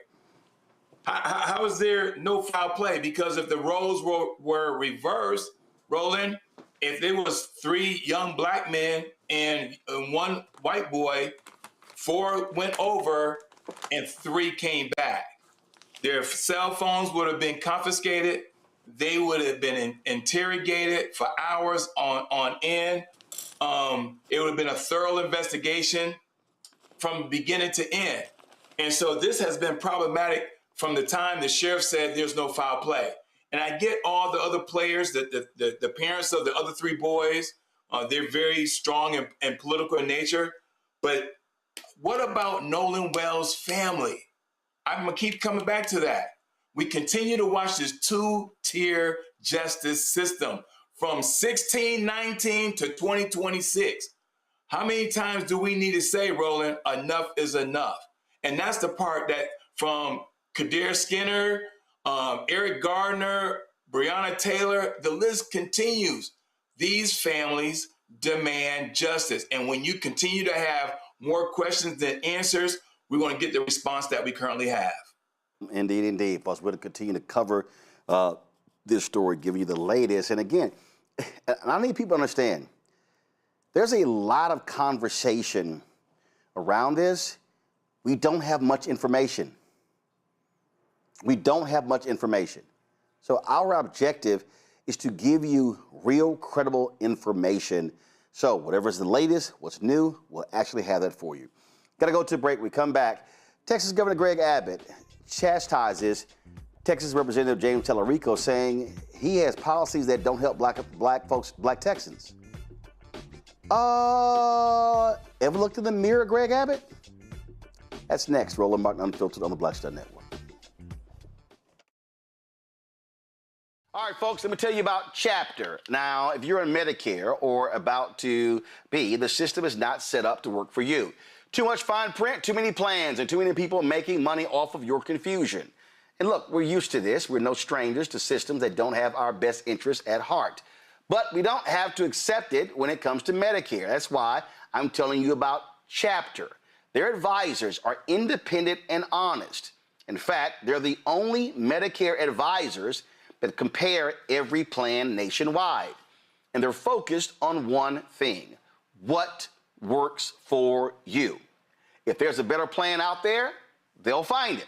If you're already in the right one, they'll tell you that too.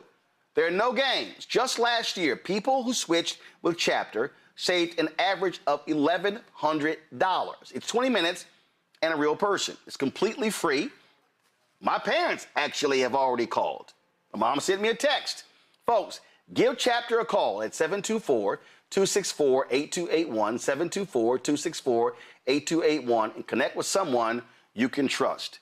Folks, these are the kind of services that we need for our audience here at Roland Martin Unfiltered and the Black Star Network. So call Chapter right now, 724-264-8281.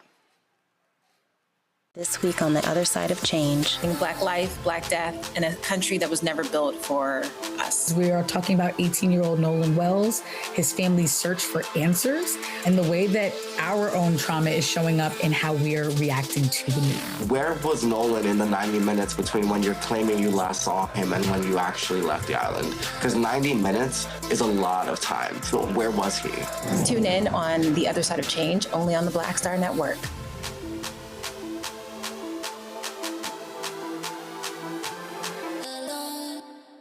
What's up? It's the MCEO Talib Kweli. You are checking out Roland Martin Unfiltered.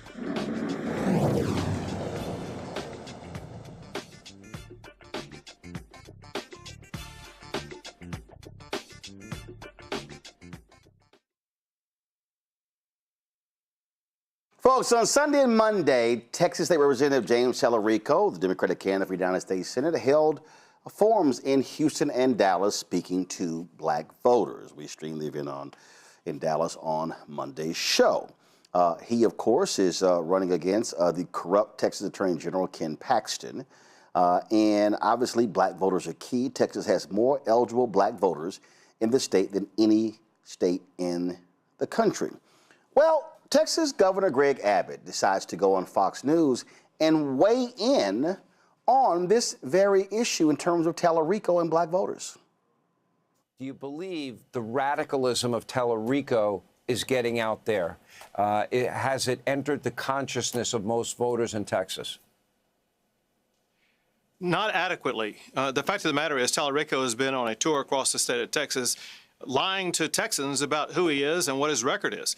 The fact of the matter is, if you just look at the votes that he has cast in the Texas legislature, he is either the or a second most liberal, leftist, progressive in the Texas legislature, advocating all those ideas that you just mentioned there in your comments. The fact is also, you saw him be asked that question about cross-dressing by African Americans. The fact of the matter is, his beliefs about transgender ideology are contrary to where the vast majority of the black community is in Texas and probably across the entire country. Tallarico has a problem with the black community that goes back to the time when there was the divide between Tallarico and Jasmine Crockett. But also that divide is fundamental ideological because the black community doesn't support these transgender ideas. The black community is heavily connected to faith and religion, and they are against all of his ideas about sanctuary city policies and welcoming people from coming across the border illegally. They say, what about our community? We've been here all along. Why are you giving free things away to these people crossing the border illegally? Wow, I didn't realize that Greg Abbott cares so much about black people. That's interesting because considering black people in Texas despise Greg Abbott and his policies. Now, he referenced the question being asked about transgender at the town hall. It wasn't black voters that asked the question.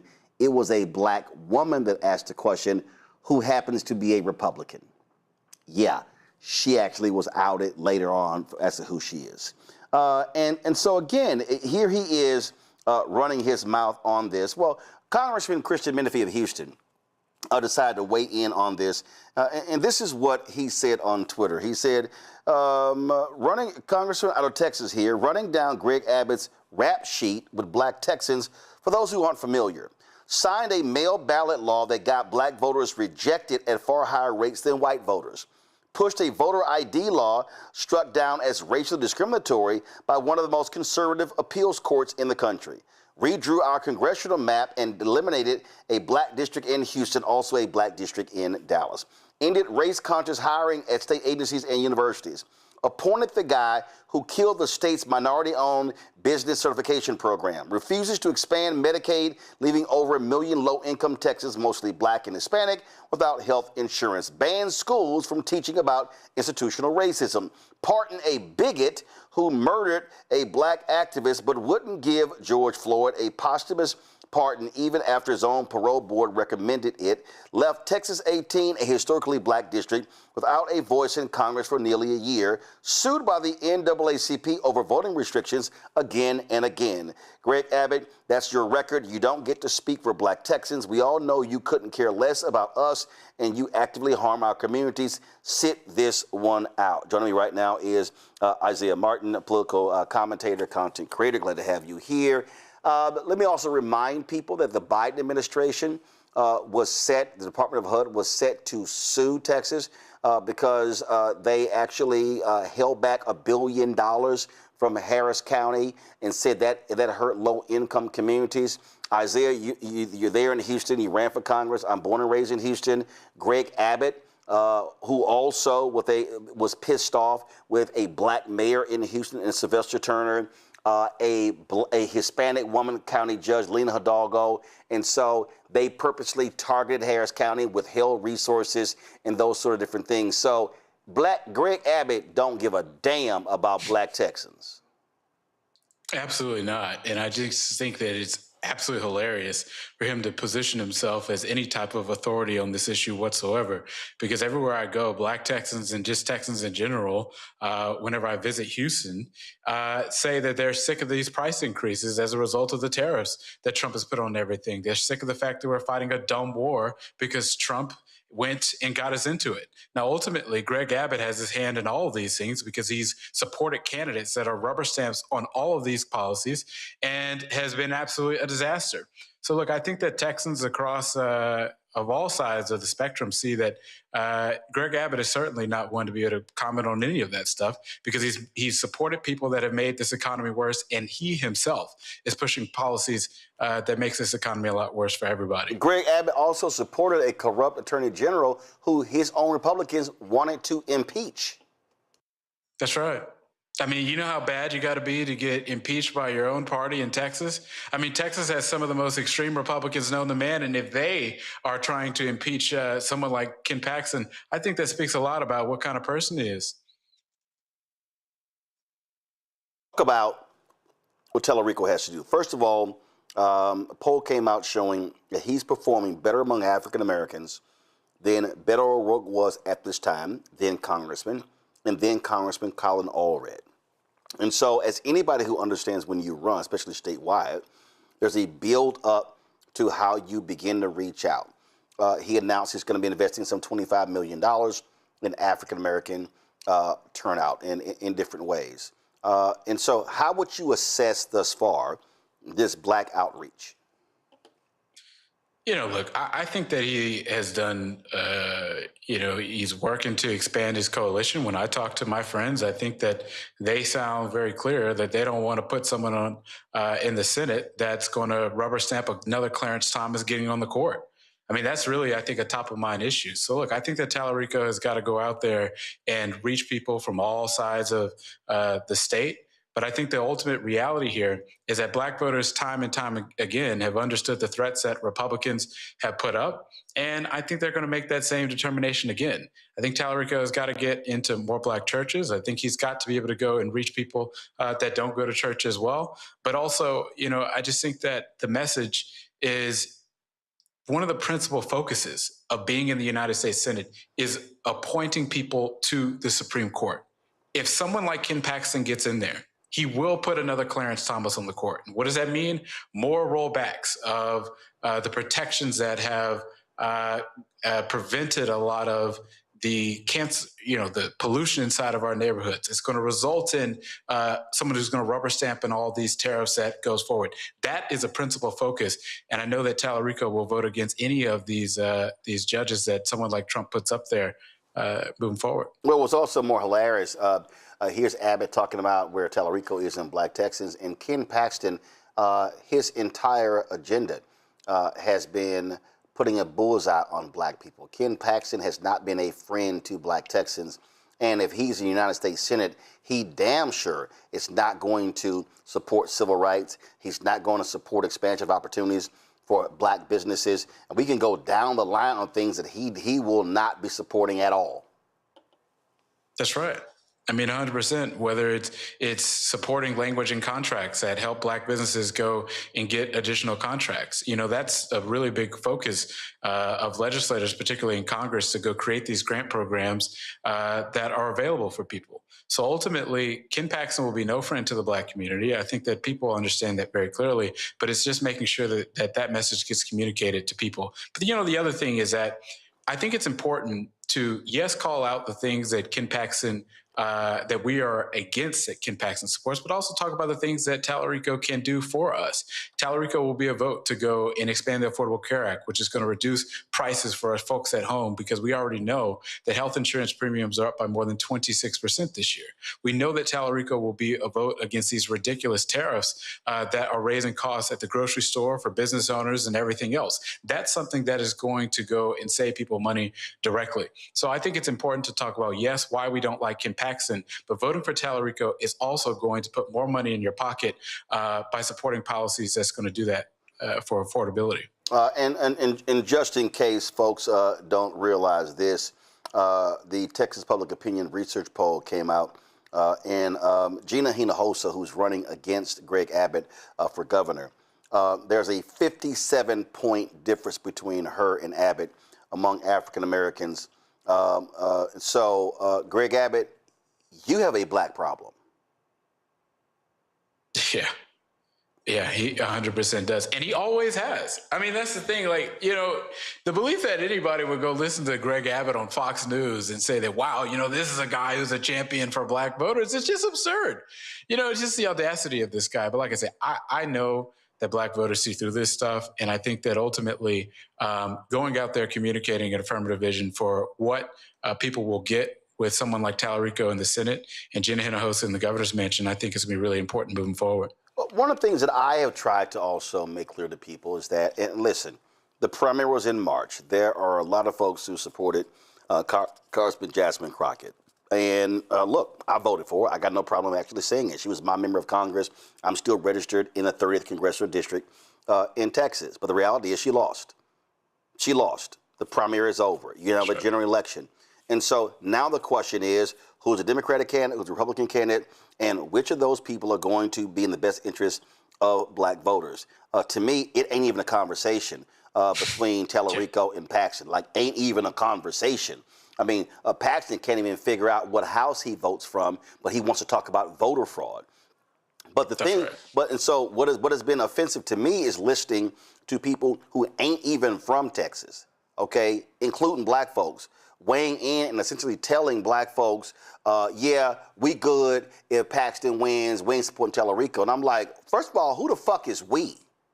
Here's what I know. My 79-year-old daddy and my mama, who'll be 79 in November, living in Texas. My brother, his wife, 2 kids, still in Texas. My sister, her husband, and her 4 kids, still in Texas. My sister and her husband and her 2 kids, still in Texas. Of my 13 nieces and nephews, 12 of them are still in Texas. So I need people who are not from Texas to frankly shut the fuck up when talking about these races, because it is you can bring in Gaza, you can bring in Israel, you can bring in financial, you can foreign aid, you can bring what's happening in Iran, you can bring in all these things, but as a 57-year-old native Texan, I see what the hell is going on in my home state, and damn Ken Paxton being my next United States Senator. I know that's right.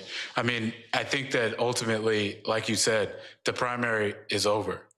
It is never going to change. So the reality is that the choice is between Ken Paxton and James Tallarico. And so, look, you know, you got a lot of people from all parts of the country that want to opine or whatever. But until you've gone and you've met that person that lives inside of Trinity Gardens that is faced with cancer clusters as a result of Republican policies and deregulation that's allowed these companies to go and pollute our air and drinking water and everything else, until someone's actually met someone like that, I don't think they really should be really opining. And the reality is, putting someone like Ken Paxton is going to endanger the lives of everybody that lives in Texas. It's really just that simple. And I'll tell you what, putting another Clarence Thomas on the court for literally 40 more years is going to be quite literally the most disastrous thing that anybody could have ever imagined. So look, it's a binary choice. You've got between James Tallarico or Ken Paxton. I think that the person that's going to be a vote against tariffs, a vote against the next Clarence Thomas, a vote to make sure that we can expand the Affordable Care Act to go and make sure that health care is given to everybody, a vote to make sure that we protect Social Security and expand it instead of trying to constantly take it away. That is exponentially better than someone who's going to vote to send trillions of more tax dollars to the richest people on earth, vote to go and send us into more war that's going to cost the American taxpayer more and more money, and someone who's absolutely going to go forward and continue the rampage against Black-owned businesses, American businesses in general. I think that's a no-brainer, and we cannot allow for folks that are paid agitators to try to go and mess that point up. You know, I think that even if you look even further, during the presidential election, we understood that the choice was between Kamala Harris and Donald Trump. Look at the effects of what that's done. A vote for sitting on the sidelines has resulted in more price raises, that's resulted in a destruction of the American economy, and has absolutely pushed our allies further and further away. That choice is now upon Texas voters. You cannot allow for disagreements in a primary to change whether or not you're going to vote for someone who agrees with you on 95% of the issues. James Tallarico is the obvious choice to me to go to the United States Senate, and I think that Texans have to go and vote accordingly in November. Go to my pound. Derek, you first. Yeah, listen, Isaiah, I certainly agree with you and my dear brother. But my question is this, right? Because Texas could be very pivotal when you think about Tallarico winning, and that one Senate seat can influence and impact the entire United States. What can we do in the other southern states? Because we have our fight over here in Georgia trying to get Ossoff to reelected. What can we do to collaborate between Texas, Georgia, Louisiana, Gary Chambers doing his thing? I think there's strength if we collaborate along these 11 southern states.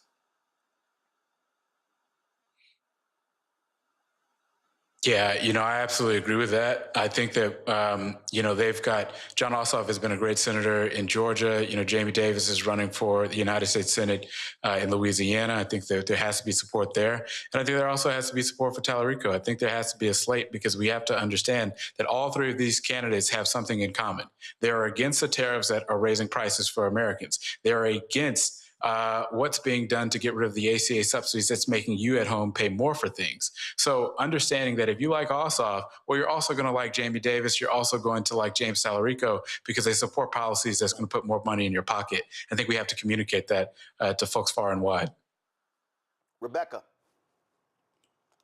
Hey, Isaiah, I hear your analysis, but I don't think it addresses some of the data and some of the focus groups that Terrence Woodbury has been producing over the last couple of years.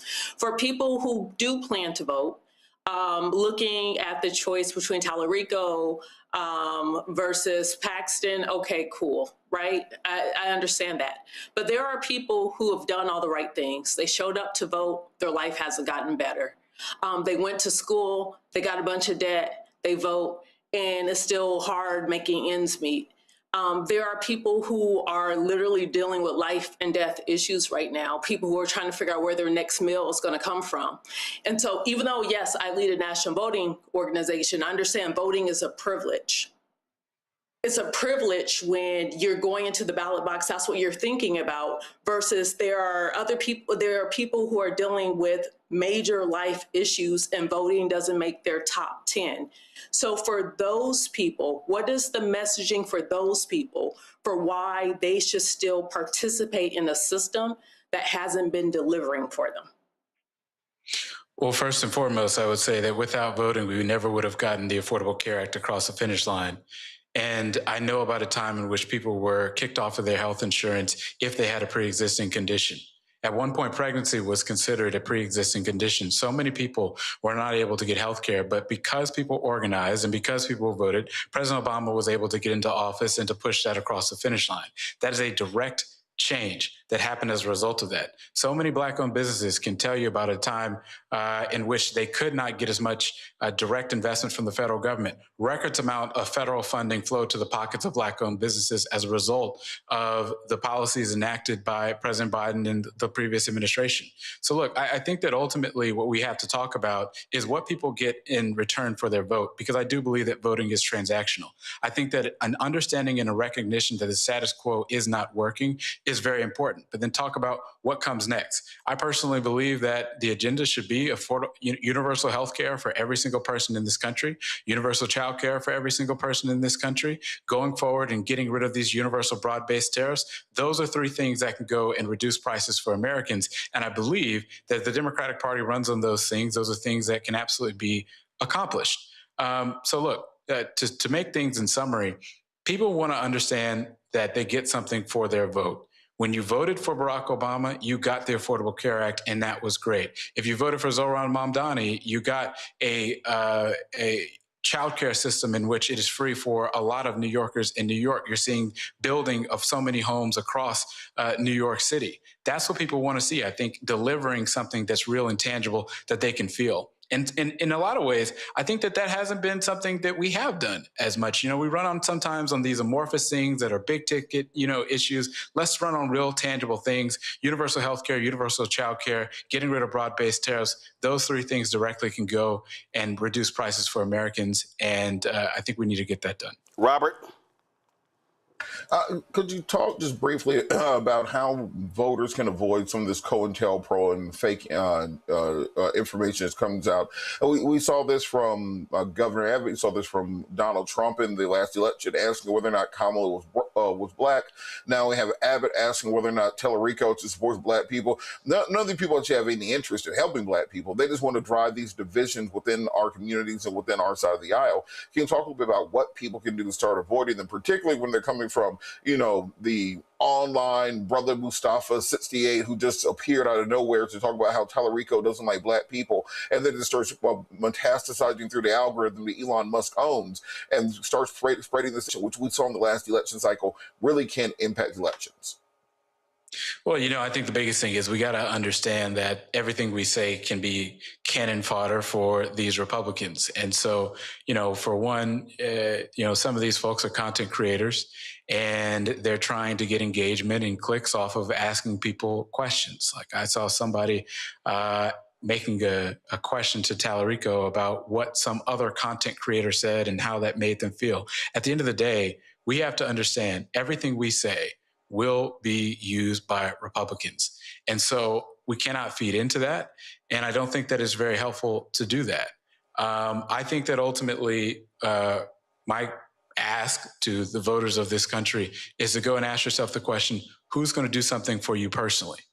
And so I think that person is Tellerico, who will vote for healthcare, who will vote for childcare, who will vote to make sure that we can bring down costs. I think that's really important. And then you juxtapose that with someone like Paxton in this instance. What's he going to do for you?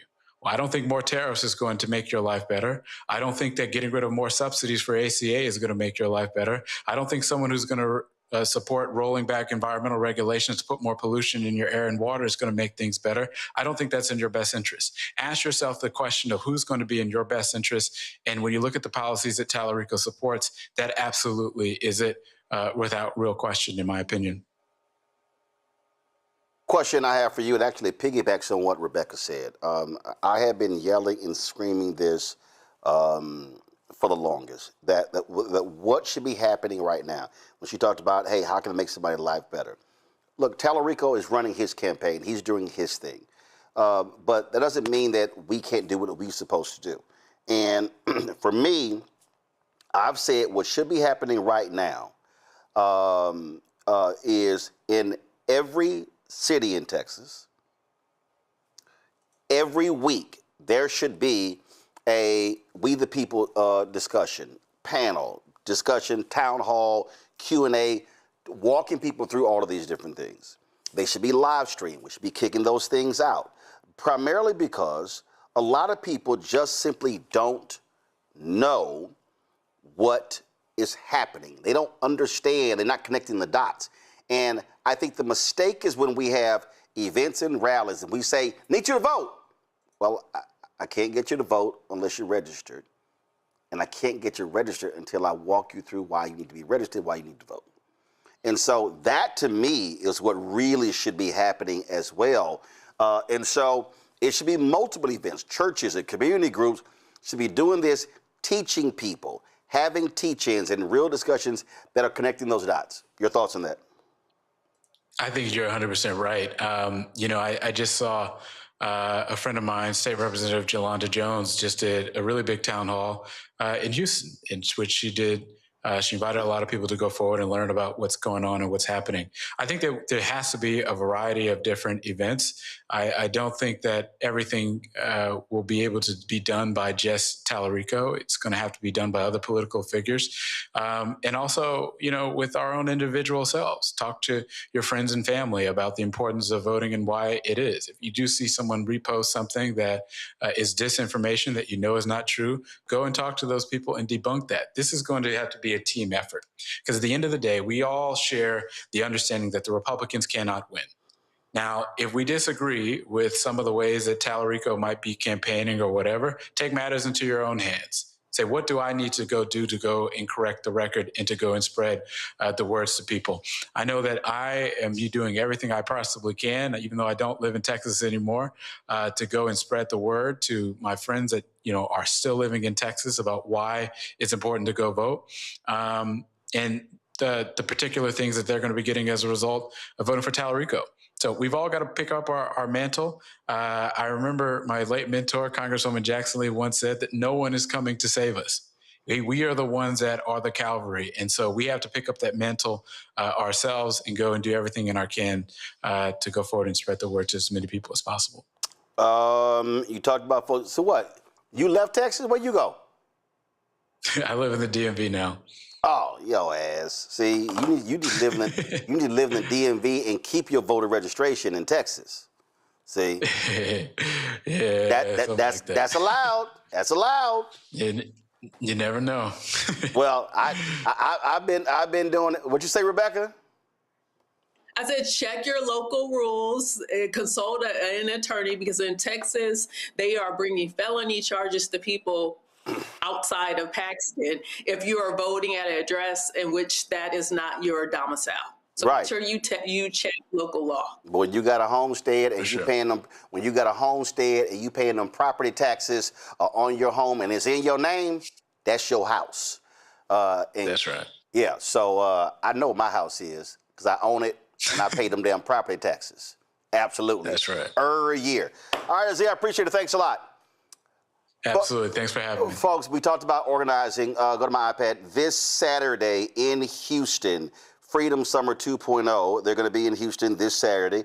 You see it right here. July 24th, 25th. They're in Austin, August 21st and 22nd. Dallas, September 18th and 19th. Got various performances. But also, if you want to learn more information, this is the QR code right here. And so again, right there, Houston needs y'all to show up. Freedom Summer 2.0, great training, things that'll be going on this Saturday in H-Town. All right, y'all. New York City, Zohran Mamdani made it clear that he wanted to arrest Israeli Prime Minister Benjamin Netanyahu, but the reality is he can't do that. This thing called diplomatic immunity. And Donald Trump like, oh, he can't do it. But that didn't stop him from dropping this video. Benjamin Netanyahu is a war criminal, the architect of a horrific genocide against the Palestinian people. He is responsible for the killing of more than 73,000 people, for the maiming of tens of thousands of children, as those who survive undergo amputation without anesthesia, for the targeting of neonatal hospitals and maternity care centers, denying newborns even the chance to live, for the countless people he starved as he blocked food and humanitarian aid from reaching them, for the gunning down of hundreds of aid workers and journalists. And just last month, the UN confirmed that Palestinian children continue to be deliberately targeted and killed by Israeli armed forces, more than 8 months after the so-called ceasefire. The list goes on and on, all as we, as Americans, pay for the bombs that do the killing. There is a reason the International Criminal Court issued a warrant for his arrest. As human beings, we have spent generations building a shared understanding that there are crimes so grave they offend all of humanity. Anyone, with their eyes, with their heart, with their conscience, should recognize the devastation he has wrought and understand that he belongs before a court of law. As I've said, I agree with the ICC that Benjamin Netanyahu should be arrested and tried for his crimes, as I do for anyone else charged by the ICC. My administration has reviewed every avenue available under applicable law to determine whether New York City could execute the International Criminal Court's arrest warrant if Benjamin Netanyahu came here. It is clear that we do not have the independent legal authority to enforce this warrant. The federal government, however, does, and I call on them to join the ICC and execute this warrant. And I want to be equally clear. Benjamin Netanyahu is not welcome in New York City, nor is any other war criminal at large. While we cannot end the genocide on our own, we can decide whether our silence will become another weapon, and we can examine every tool we have to defend the humanity and dignity of all people. That is my commitment to you. You know, it's always quite interesting, Rebecca, United States, we want to execute the rule of law. We will actually go into Venezuela and kidnap its president and drag him back here out of his country to execute an indictment in this country. But then we don't care about the ICC when they rule against us or our friends. Well, it sounds like the United States is committed to exercising and protecting the white supremacist rule of law here. Because here's the bottom line. We know Netanyahu is a war criminal. We know what's happening in Israel, in Gaza, is genocide. That is clear. That's what history is going to show. That is what the present is showing, and it's very clear now. You know what? I think in the previous segment, I talked about how do you convince people to vote, even if voting is on their top 10 things to do. Being a moral leader, the way we see the mayor of New York being at this moment, is a reason to support him. It's a reason why people who may not be actively involved in our political system say, hey, you know what, that's a leader. That's somebody who's actually trying to do the right thing. That's someone who's actually trying to make people's lives better. And then we see the policy that he's doing. He's doing a lot of pro-Black policy, a lot of policy that doesn't just help Black communities, but it helps all communities. Because we know when you do pro-Black policies as a matter of public policy, it actually helps everybody. And so that is the future. If we want to get Gen Z, if we want to get Gen Alpha, that's what it looks like. It is unfortunate that there are members of his own party who don't support him, but that is the future. That's the reason why you see certain candidates like looking at the Senate race in Michigan. It's the reason why you're seeing people gravitate towards those types of candidates, those types of leaders, and they want them to be their elected leader because they're showing moral clarity in this moment, and they're not doing this equivocation. They're not playing politics, but instead they're actually trying to deliver for people. And what also I think jumps out here, Robert, is that Mamdani is not buckling from the pressure. His whole deal is, oh, y'all mad? Suck it. Well, you know, I find it interesting that this is even an argument because we talk a lot about madmen around the world and people that we have to do regime change. I'm just asking a very just simple question. Who has been responsible for more loss of human life in the last 40 years? United States. Benjamin Netanyahu or, let's say, Maduro? Benjamin Netanyahu or, Gaddafi? Benjamin Netanyahu? You can go down the list. If you just go number by number, he has been perhaps one of the top 5 or 10 people that has led in the deaths of human beings over the course of his time in power over the last 40 years. So on this issue of whether or not he should be tried as a war criminal and be arrested in the United States of America, I find it ridiculous that we have quote unquote Christian conservatives who talk about the sanctity of life all the time, who talk about the importance of godly principles, being the ones lining up to support someone who has killed more women and children and civilians than perhaps anyone in the modern era. What Mamdani is doing should not be a hero's journey. This should be the baseline for what we do in America. Because if you can't stand up to Benjamin Netanyahu, how can we expect you to stand up to Vladimir Putin? How can we expect you to stand up to Kim Jong-un or to Xi Jinping? How exactly can we expect you to do anything outside of your enlightened self-interest if you won't stand with the Netanyahu? Derek? You know, the timing of this video is perfect, Roland. I mean, you think about it. I mean, all of his candidates that he endorsed up in New York, they all won. Those other candidates in other primaries across the United States, over in Colorado, that's following him, they won. I mean, the young lady, she was 29 years of age. She beat someone that's been in Congress for 30 years, right? These are the kind of leaders that we're looking for right now. The mayor is very clear. He's saying at a time when over 100 Democrats voted to support a bill to give Israel more money. Meanwhile, we need our children, 644,000 of our children in Georgia need SNAP benefits. We have those veterans that are looking for care. And so Mamdani is saying, we no longer want the status quo. We're challenging the Democratic establishment. We're saying that although I know I can't do this, as he articulated in his video, he said, I'm gonna put this video out there so that way you all who should be doing something in Washington, D.C., y'all should be doing this. And that's gonna force that 18 to 35-year-old group more pressure to the 435, especially Democrats up in Washington, D.C. Folks, and remember, and don't forget, you can tune in tomorrow where Mayor Mamdani will be right here on Roland Martin Unfiltered on the Black Star Network. All right, folks, that is it for us today. Let me thank my panel. I appreciate it. Rebecca, Robert, and Derek, thanks for joining us so much. All right, folks, that is it for us. If you want to support the work that we do me a favor. Actually, before we go, just here, Harriet Tubman Museum, go to my iPad. I did get an update. We are $2,433 away from hitting the $75,000 goal because of what we've already raised. They've already called the contractor to come repair the door, and they work on the murals, put the security system in, and so we're $2,433 away. Y'all have been absolutely fantastic, and so let's cross the finish line, and so hopefully when we come back on the show tomorrow, we will have hit $75,000. Folks, we want to support Roland Martin Unfiltered. Join our Bring the Funk fan club. Our goal is to have 20,000 of our fans contributing on average $50 each a year. That's $4.19 a month, 13 cents a day. That supports this show plus all the new shows that we have. Tomorrow I'm going to be announcing a new show that we'll be launching in the first week of August.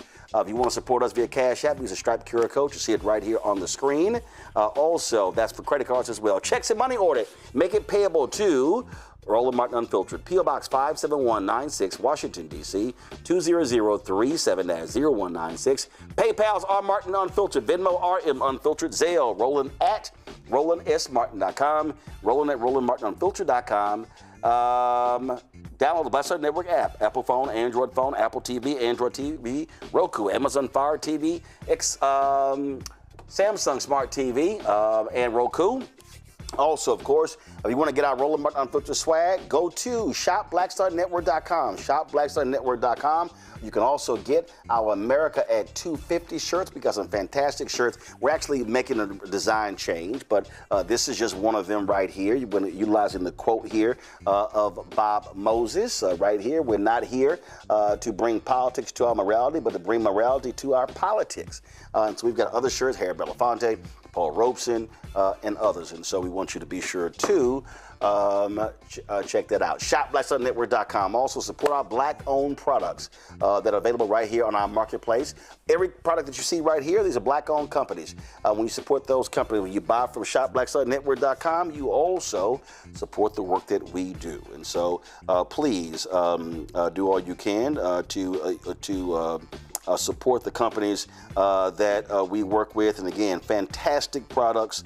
We certainly just appreciate all that they do. Be sure to download the app Fan Base. Follow me at Roland S. Martin. And also, shout out Norfolk State. I'm rocking their shirt today on the show. So shout out to all the Spartans. Y'all, that's it. I'm going to see y'all tomorrow right here. Roland Martin Unfiltered on the Black Star Network. Holla!